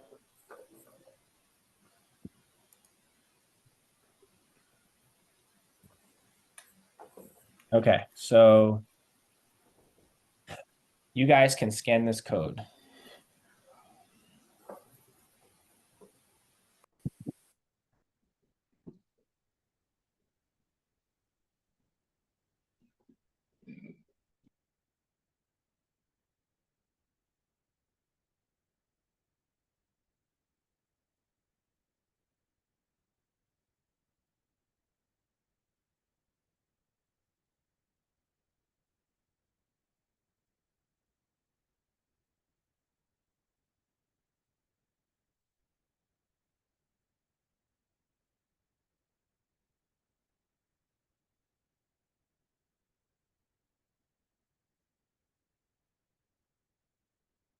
Kizzy, you got that code? Yes, I was able to log into CrowdStrike now. Excellent. You were able to? Yes. Excellent. I love to hear that. I have a question. Yeah. Are we only gonna be able to use these SIEMs during the class, or can we within this month course, can we do it outside of class or no? So it'll be during our sessions. Just during the sessions? Yeah. Okay, thank you. You know, Mike? it actually does not work for me for my phone for some reason. So I might have to get it in email. Okay. Yeah. Let me send it. I can send it to you. My connection is, I don't know if it's my internet, but I just get the circle when I go to like the Forever Blue, the Wheel of Death, or whatever, the blue spinny death or whatever they call it. So I'm connected, but it's just continuing to spin. So generally speaking, is your Wi-Fi connection pretty strong and stable, or is it sometimes It usually is. Okay. Yeah. So I can try it again I'll bring my computer to school tomorrow and try to see if it's any better, or I can move to a different room. Well, I would say is if you want to do a quick reboot, just like, restart your computer and like close out all your, the applications you have open now, like terminate it, and then do a reboot and see if that fixes it. You'll know, like, I can't tell you how many times, like every single day that I work, every single day, like I have to reboot my machine every single day, because like the VDIs crash. It just happens because these applications are so like resource intensive, because you're logging in on your device, on your laptop, right? You'll VPNing in, you're logging in and authenticating to a virtual instance, and on that virtual instance into applications. So like it happens where like there's times where I'm like, there's like 10 reboots in a night, which it's so annoying, to be honest with you. It's extremely annoying and an inconvenience. So I'm hoping that's not the case, because I think it's been working pretty well. But obviously this is the first time we're all logging in together. But when in doubt, when you have like those types of disruptions, close everything out and just do a hard reboot, and then try to access it again. I have like an issue in my apartment where I'm living. First of all, our internet sucks. So we have this Xfinity. It's not fiber, it sucks. So when I'm in my office, I constantly get a terrible connection. So I have to go downstairs in my living room and get that's like the best connection I'll get. Still not great, but it's better than in my office. I don't know, it just doesn't reach up here. I'm hoping that's not the case for you, but again, we're moving at the end of this month and I'm going to be installing fiber. So hopefully we won't have that issue. But yeah, try to do a hard reboot if you need to drop from the call, and then just like rejoin, if you want to join from your phone in the meantime, or if you just want to, join us back in a couple minutes, that's fine. I would just try that. And if not, then we can obviously, try again tomorrow if you want to try at school, or if it's something we need to troubleshoot, we can help you with it. Okay. Do you want to try sharing your screen now if everybody's done with the QR code? Yeah. Who, me or Dom? Renee. Oh, Renee. Yeah, are you gonna? She might need to reboot though. Okay, so here we go. Share. And nope, I'll do the entire screen. So here, Okay, good. can you see that? Mm-hmm. Okay. Yeah, things are loud. So it doesn't- So, Renee, can you type in Task Manager for me at the bottom of your screen? Yep. just about to say and just kill the process. Yeah. Manager, okay, and go to Yeah. share. Thank And goodness we got some support on the call. We got some support on the call. and let's see. Oh, okay. So now, let's see. If you can here- click the top left button, all the way at the top left of that, right here. right below it. Oh, right here. Yep. Yeah. And then click on Performance. Okay. Yeah, so you're about almost at 2 days. So yeah, you might have to reboot for sure. Okay. All right. Thanks, And Manny. then try it again. No problem. Okay. So I'll shut down and I'll log off and pop back in. Yeah. Yeah. If you want to try that, If you want. do a restart. Do a disconnect and then do a restart. Okay. Yeah. I'll be back. All right, we'll be here. Okay. So Justine, Sean, how you guys doing? All my tools are working. You're in there? Yeah. Okay, great. Justine? All of my tools are working except QRadar says that I've logged in too many times. So it says try again later. But they were working before when I was working with Solomon. So Okay. sure. So we will figure out if you So log. CrowdStrike is working and the main one is working. So go do me a favor when you can is if you could terminate, like close out your sessions, disconnect from the VPN, like close it, like disconnect from the applications, like disconnect from your VPN. Yes. And then like turn off the VPN, like start from scratch, and then try to do QRadar first. You remember when you And hit one thing, I would like to highlight is that when anybody try to log in, so because it will gonna get automatically authenticated. So give it some seconds so that it get authenticated. So usually Yeah. what you guys are trying to do, you are pushing some, you can say trying to log in there, pushing some password there. So that's why it's getting failed. So just give it some seconds, it will automatically get in there. Yep. Okay. Thanks, guys. Charisma, you good? Yes. Excellent. Dom. Everything looks good so far, so sorry about that. Okay, no, you're good, man. You're good. As long as you make sure you're good. So you're in all three? You got in all three? Yep, all three. Let's go. All right. Everybody's moving and shaking. Manny, Isabella. Okay, so we'll wait for Renee. Really, that's pretty much it for tonight, folks. We were coming up on almost now 9 o'clock, so we're about 15 minutes to.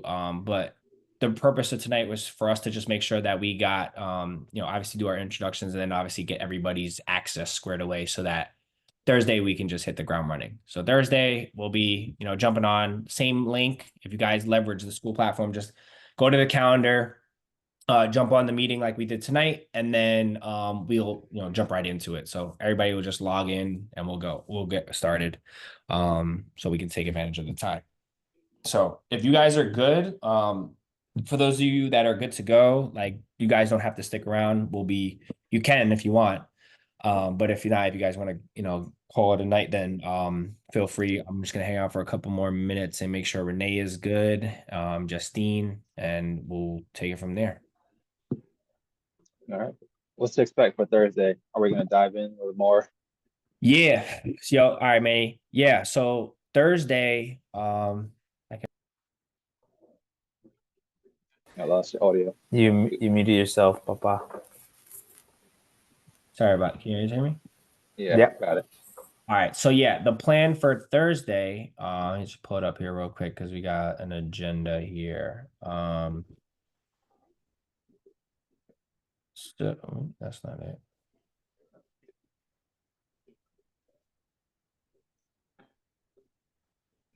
So the plan for Thursday is for us to kind of again do a tool overview. So now that everybody has access, we'll be going into QRadar and into CrowdStrike and SocByte and kind of just going through an overview of the tools. So that'll be the agenda for Thursday. Week 2, we're going to be going right into like the different use cases and alert types. So we'll do more of an in-depth review of the alerts and the rule logic. And then you'll actually get to like, shadow us as we go through like triaging the alerts and like working them. Second day of week 2 will be basically a continuation, and we'll just continue to review different alerts and rules. And then you guys will start the, hands-on, like actually like working and investigating them. So that's our goal for like the second week. And then, week 3 and 4, we'll kind of just build on that. So next week really like we'll kickstart like diving in on the tools and giving you guys an overview with your first take. All right, cool. Nice. Sure. All right, everyone. Yes, See you sir. Thursday. Have a good night. And anyone else have a good night. drop, feel free to drop. We'll see you guys on Thursday. But yeah, super excited for you all, man. We got everybody's access just about. All right, nice. Later. Down. Have a good night. Good night, Kizzy. Good night. Good night, Bella. Good night. Thank you. All right, later, Sean. See you Thursday, man. Right. My Chipotle bowl is just sitting here, ice cold. Sheesh. There's like frost on it. Justin, did you go to access? Sorry?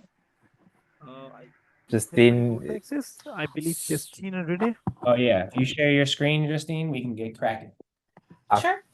I think like I have the same thing, Solomon, where it's saying the host has been temporarily blocked due to too many login attempts. How'd you log in too many times and you're not even supposed to log in? I think it's because we're using the same user, right? No, I think it's because it's not the issue. It's the issue is that because somebody might have put the wrong password there manually, so that it's getting continuously logged off, and it put that scenario in the. So now that basic user is logged out. So it just needs like 5 minutes, and then it will be back there as well. Can you share and try to relog in? Sure. All right. Okay, 1 second. Oh my God, I forgot how to use Zoom. Where's the share? There we go.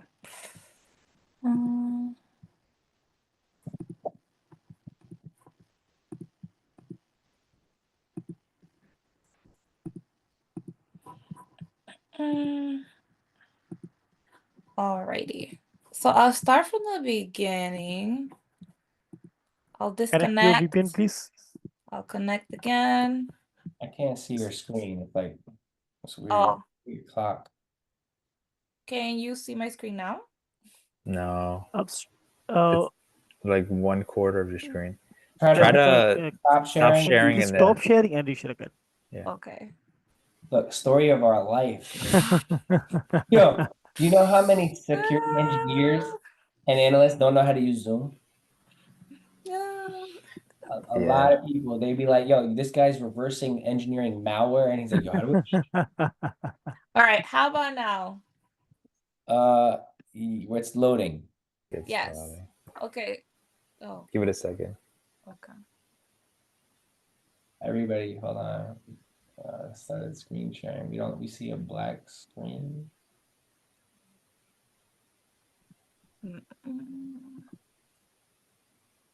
It's weird because I put share entire screen, so.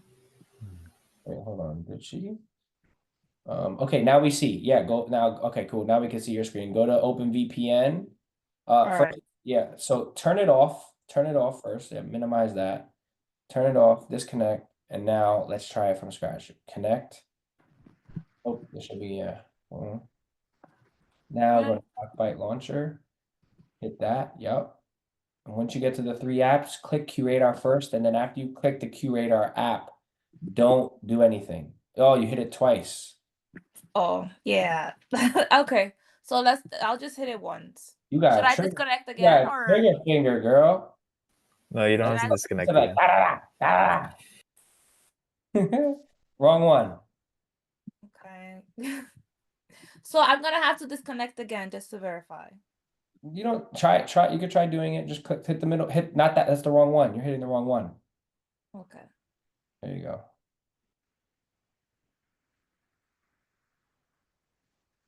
Okay, hold on. Yep. Now just click it one time. Okay, wait. Don't do nothing.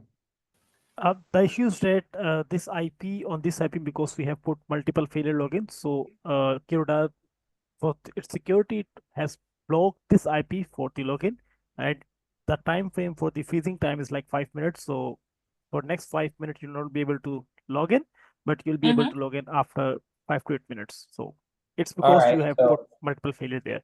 That's the issue. all It's not right. something Okay. related with the connectivity. You are good to go there, but just wait for like 5 to 8 minutes and you'll be in again.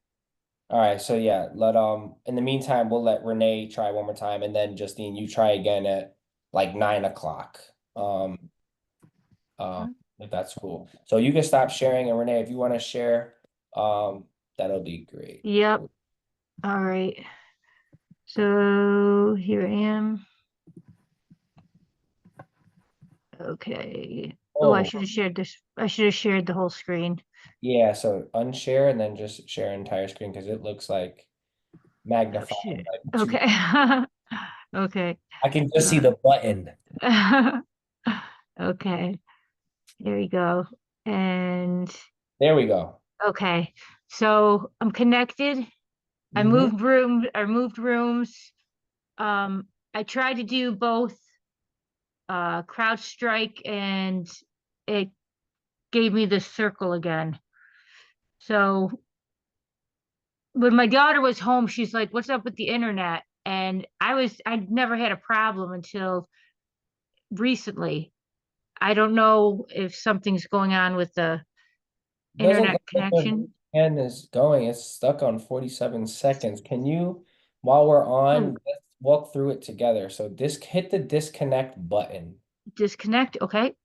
And then what you'll need to do, because you're getting the spinning wheel, go to Task Manager again and Yep. manually kill the process. So when this happens, just manually kill it. You see those apps, hit Yep. SocByte VPN, Exactly. Yep. And and yep. then end the process. So right click, it should be like right. Yep. Yep. And task. And I can end task here too with all the everything I have there. Is Yep. this a internet issue then, or is this? We're gonna troubleshoot. Let's try it one more time from scratch. So go to Open VPN. Okay, let me bring that down there. I think she's on Windows, so you can just run that executable. Oh, so go to, oh, one second, let me move this guy. So here we go. Do you not have the Open VPN client? What's the Open VPN client? I think I'm not, minimize. if she's on a Windows, actually, do you have OpenVPN? Just search down there on the Windows button down there. in the Windows, okay. Search for OpenVPN. Oh, Okay, yeah, you do have right it. there. Now click Okay. that application right there. Click Open VPN. Okay, and And run it as administrator or, now just click it, and then okay. we should see that open up, and we're not. So hit it one more time, and then click right there, open. Now what's going on? Can you exit out of this window? Like click the X in the top right screen. Okay. Okay. And I get rid of this too, or? And then yes, close this out. Close this out. Okay. Okay. So now go to that search Should I and guide? just go to open, type in open. It's right there. So why is that not opening, Solomon? Yeah, It is opening for the Windows. You do not need to connect the VPN separately, it will be done by the application itself as well. So Rene, if you can go to the your application, this is a Go file back. manager Okay. where you have SocByte VPN there. Okay. Right here. Yes, yes. Okay. There's Uh, that. Open it. Click And on go this to. SocByte VPN.exe. Okay. Wait for a minute. Some second. Okay. And it says, do you Hold want to on. publish this app? And say yes, correct? Oh, I can't see that. Okay, Oh, so okay. It says, do you want to publish Yes. this app? Yes, Okay. okay. Uh-huh. Okay. And so now here's this Yes, please click on this file. click in the right middle. here. Yep. Yes, Mhm. now connect. Okay. Or put your And that- password. Okay. And here's that. Hold for some second. Okay.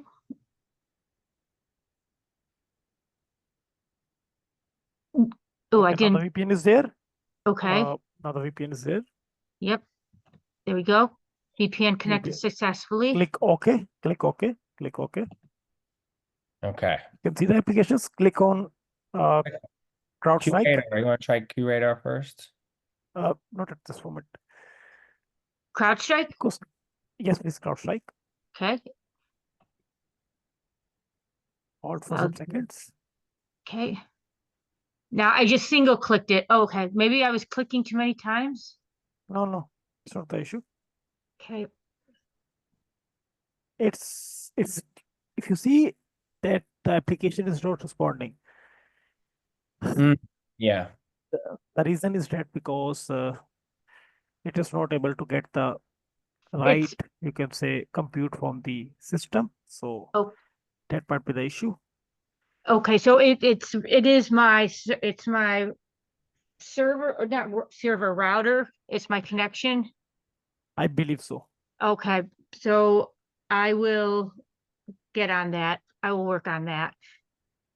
So wait, Solomon, so you're saying no, I don't. So you're saying her like she has 4 or 5 bars. Like I don't think it's her Wi-Fi connection. I mean, she. I'm saying it's something on the laptop. I'm not showing if it's consuming a lot of for them. Like it's 60% of the memory. What's the should I compute of this machine? No, you This don't is- need to stop anything. You're on Okay. are you on an alien? Yeah, is that the problem? No, I'm just curious. I see alien FM Yeah, agent, and so yeah, so I don't know what, and if it's on 60% of the memory, that's going to make it slower. Suddenly, I installed and I stopped running. I had a VM Station Pro, and but it's not running. But I did install it a while ago for a course I was taking. Would that be something? no, if it's not running, that's just an application. So like you install like VMware workstation. Yeah. No, that's not here.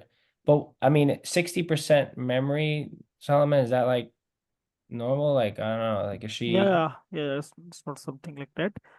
But I can see a lot of other things. Can you please scroll up and click on the Yep. SocByte VPN application? It's right running here. like 2 instances. Yes, please click on this one. Okay. The drop down button. This Right click it. Oh, right click it. Oh, sorry. Or no, to the left. little expand. Expand. Okay. Yeah. Yes. Okay, why we have the one is the VPN and the other one it's pretty fine. Can you please go to the application again from the bottom? Oh, there we go. You see? Okay. Wait a minute. Okay. Okay. Can Look at you it. please the VPN is not connected. Okay. Okay. Can you please disconnect it? Got that spinning. It's like that. No, it shouldn't be crashing like this here. I have another computer that I could use. It's just a regular computer. Would that be?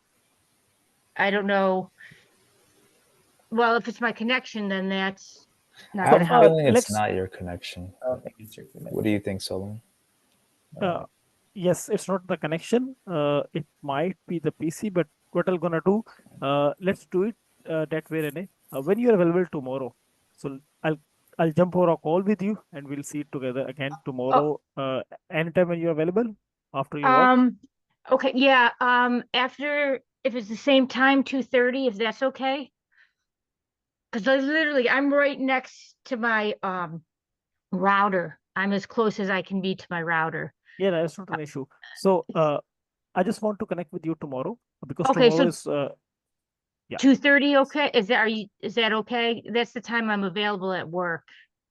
2:30 in the US time. Eastern. Yes. Eastern, EST. yes. Okay, I'll coordinate with you. I have your number with me. So I'll Okay. coordinate and then we'll put it.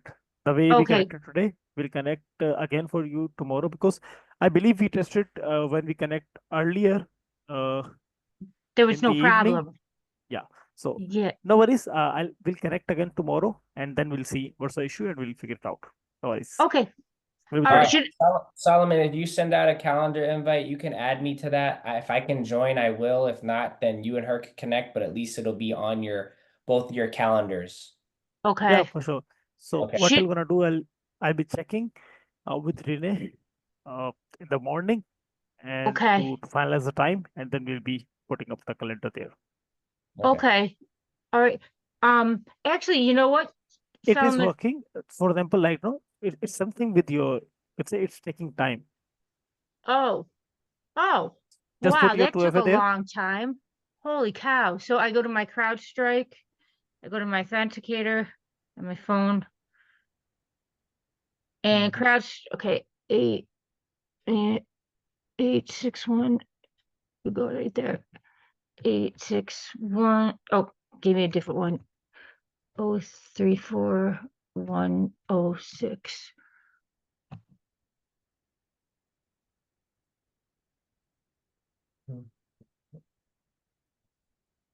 There we go. Okay. Hi, QRadar. Let's see. It's working now for CrowdStrike. Yeah. And It just took forever. try QRadar. Open the applications again on the bottom. Oh, right down here. Yeah, the application. Open. Oops, sorry. Open. No. No. Okay. At the bottom next to Chrome, the application next to Chrome, if you're the bottom of your screen. Right there. Oh no. No, I'm so sorry. you Oh, know right what- there. Right here. Yeah, next to Chrome. Yep, go Right right there. here. Okay. No, that's not it. The one next Mhm. to the left of Chrome. To the To left. the left, right there. Okay. Yep, that's the applications. No, Okay. I feel so okay. So which one do you? And then select QRadar. Oh, okay. There you go. QRadar. Okay. And let's see if that one responds. Give it a second once you click it to see if it Okay. works. The prompt. Here we go. Okay. Hey, she's in. And then hit the offenses tab just so I can make sure you can see the offenses in the top left. Okay. All right, that works. Good. And then go back to your applications like you just did to get to SocByte Okay. Ooh. and try to give that, once that stops spinning, give that one click and let's see if that one opens up. Okay. So really what I sad. believe it's not with the connection, or it might be because sometime because I have a connection issue on my side. So I know it's usually the connections, but in the connection scenario, they shouldn't be saying not responding. So might be a mix of connection and a PC speed, but it's something related to the processing capacity of the machine. Okay. I'll be on, and you guys will probably work through that tomorrow to see like how we can maybe get it to perform a little better. But what I will say, just based off what I've seen tonight, like excluding right now, It's working really fast. Like if you guys saw what it takes for me to log in at my job to like the app to hit these apps and like get on the VDI and the environment, customer environment, it takes a while. And I get booted, like I have to like fill out IT tickets and like say like my VDIs are crashing and it's like it like interrupts my work day because it'll crash like I've had it where it's crashed like 12 times, like a dozen times on an overnight shift, and it's like I have to constantly reboot my machine and constantly. So it's actually working really well with the exclusion of like like with your instance, but you're in there. So click on offense management on the left. Just kind of click through those tabs and make sure they're working. So yeah, so it's working. It's just acting funky. I can't. Okay.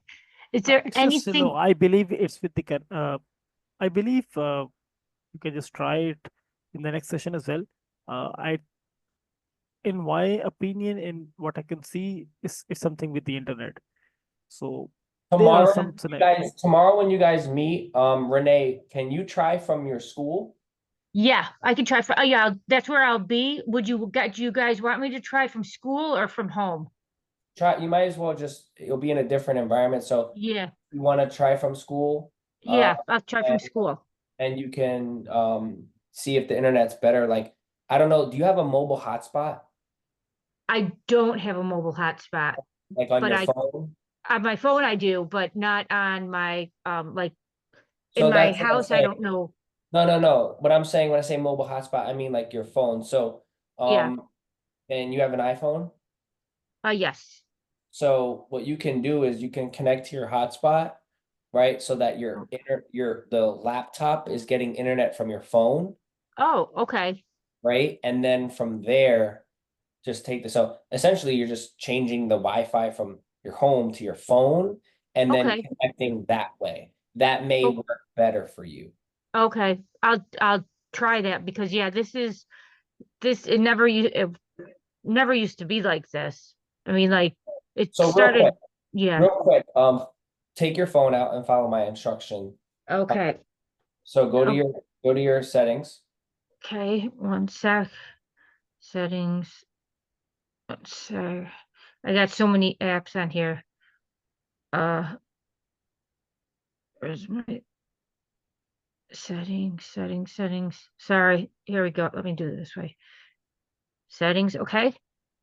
And I'm then there. go to your Wi-Fi, turn your Wi-Fi off. Okay. Let me know when that's done. Hey, It's off. isn't gonna cut the meeting? Oh Huh? yeah. I'm sorry. Yeah, I'm holding everybody up. I don't No. mean to. I'm saying if you get off the Wi-Fi on your laptop, she's probably gonna drop from the call. Oh, well, no, I'm gonna have her connect to I'm gonna have her connect to her hotspot before like she may like buffer for a second, but she should go right in. So, if if you drop or whatever, that'd be fine. You just join back in. But the point I'm trying to make, So I'm there right now. so yeah, so you turned it off. Then Yep. go to Bluetooth and turn that off. Okay. Bluetooth. There's a method to my madness. Okay, I turned Bluetooth off. All right, now go to personal hotspot. Do you see that? Give 1 second. Let me scroll down. Personal. With that, where would it? Oh, under cellular? Yep. No. Yep. Cellular, personal hotspot. I know I've seen it before. Cellular, let me just, oh yes, I see it. Yes. Set up Okay. personal hotspot. Yes. Now you're gonna select on, allow others to join, and it should say Wi-Fi is off, turn on Wi-Fi. Okay, okay, so I hit set up personal hotspot. It says go to web cancel or go to website. Hmm? It says, if you can see it. What is it saying? Before it says go to. Okay, see you later, Justine. What does it say before go to website? What does that blurb say? It says to enable personal hotspot on this account, visit. Oh, I don't have personal hots. Oh, I Okay. must have it disabled. I must have it disabled.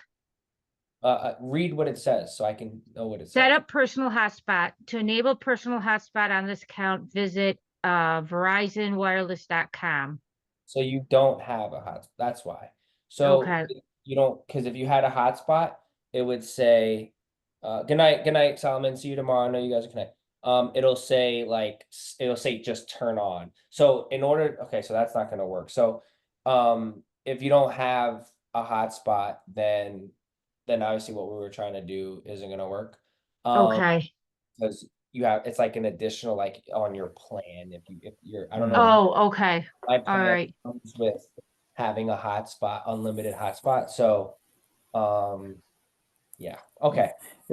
Yeah, I think part of it was I don't know if it was the network because you sounded loud and clear and your video was good on Zoom, the Zoom call. So it might be a mix of your processing power on your computer. So we'll see how it goes with Solomon tomorrow. But I'm curious to Okay. see how it would be in your. You said you had another laptop, so I'm curious to Yeah. see how it would run on that laptop.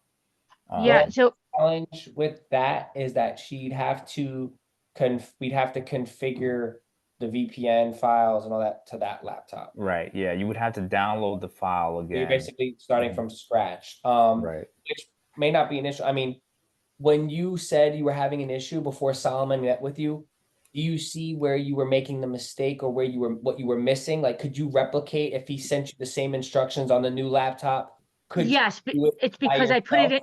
in. Yeah, it's because I put it in a zip file. I shouldn't have put it in a zip file when I downloaded it. I put it in a 7Z, and that's what was causing the problem, he said. So if we sent you the same Yeah, file, I could think I could do it. Yeah. you could do it. Okay. What kind Yeah. of, is it a Chromebook or what is It's it? an Asus, just a regular Asus. I don't think it's, I think it's, I mean, you're in, it's working. Yeah. So But I that's the don't, thing. I think it's the like for the application to load up and start booting, it has to use CPU power to get it to then create the Chrome browser and it reaches out. Because when you saw it once the Chrome browser picks up, all right, boom, let's go network. well, yeah, it's working. Network traffic is quick, but I would say maybe reboot your router. I don't know. That could also help. I don't know. But Okay. yeah. I could do that. So what do you guys think I should do? Just bring this laptop or I would say so. I think you should still meet with Solomon tomorrow. So regardless, okay. in the morning, touch base with him. He's been up for like, I don't even know how, it's like right now it's 6 I a.m. know. 6 Oh a.m. yeah, I know. I feel so bad. Yeah. I don't So wanna tomorrow morning when you wake up, I would reach out to him and say, hey, connect. Let's make sure he sends you an invite for 2:30 or 3 o'clock, whenever. okay. And at that moment, try to, if you can, like if you're gonna go to work tomorrow, bring the laptop, bring the other one as well. But Okay. connect with him and see if it makes sense for you to try just using this laptop, picking up where we left off, or just see if it makes sense, like say, hey, like should I try using another my spare laptop and you resend me those instructions using my other laptop and see if that works. Okay. All See right. what he says. He may say, yeah, let's go for it, or he may say, let's just stick with this and let's just try to see if we could do anything to optimize it. But everything is working right now. I mean, you're in, like, click case management on the left-hand side, just click case management. You know, things are working, right? Okay. Click dashboard at the top.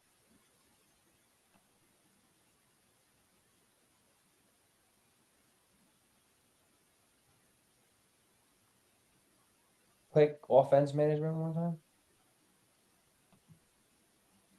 Yeah, click QRadar. QRadar. It's a different tab, just a different, we're going into a different tool. Oh, going into a different one. Okay. Let me go to here. So just go to the no, oh no, you have it open already at the Oh, top. did I? Oh, yes, I did. Let me close that out. Okay. There we go. All right, so QRadar. now hit just click on one of those alerts in there. Just click on any one of those alerts in that list. Right here. try double clicking. Yeah, double. Okay. Yeah, everything's working. Go to CrowdStrike, top tab to the left. Yeah, right there. Okay. And now click on the 25 new detections.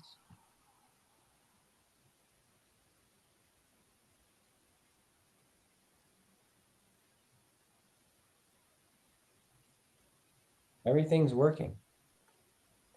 Okay. Click on one of It- those parts. Click on like the first one or whatever. Right here, does it matter? Mhm. Yeah, just click on one of them. Okay. It's circling. There we go. Okay. Working.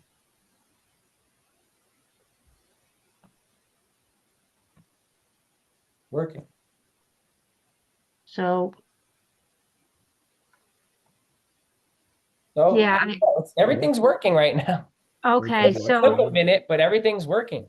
I could also, I'll call my if I call my internet provider, can they fill me in also on, will they be able to say it's running I mean, slow or? they could potentially, I guess, run a test. You can also run a test on your own, like, and use that. There's like a free tool. What is it called, Yeah. John? I think if you open a new tab, put in speed test, it just Google has one that you could run right there. It'll tell you how fast your internet speed is. Yeah. Okay, speed, like just like that speed test? Yeah, the speed Okay. tests Yeah. and hit You could enter. always call your Wi-Fi and say, "Hey, like, could I, increase my Yeah. bandwidth?" But like, I'm Yeah. trying to not have you Run do all speed that test. right Yeah, No, run speed test, and then that's gonna measure.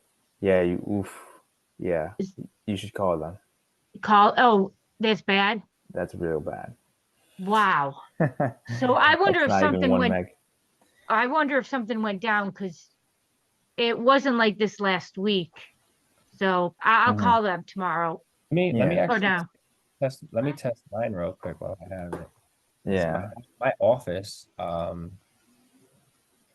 I'll test mine as Yeah, What should it, I'm at like right now. I'm at 3, 4, 5, 6, 7, 8, 9. I'm at like 25, 30. Yeah, yours is actually terrible. Actually, Yeah, that's okay. mine is at 100 and 102. So here. Oh, wow. Here, let me share my screen real quick. Yeah, let me stop my share. What's normal? it depends on what your plan is for internet, but normal is like at least like yeah, you right. Watch this. Watch this. You saw what yours is Oh, doing? wow. Yeah. Oh, mine's horrible. Yeah, that's why I saw that. I was like, whoa. Okay. Yeah. I'll call them now. This is ridiculous. Yeah. Yeah, you need to get I on paid that. a lot of What money. happened to you? I paid a lot of money. This Yeah. is really shitty. And I would like really bring up the fact that you did this test and that's what it got you. And Okay. then they'll let you know what you're paying for. Minimum, you should be getting at least 25. Like that's like minimum.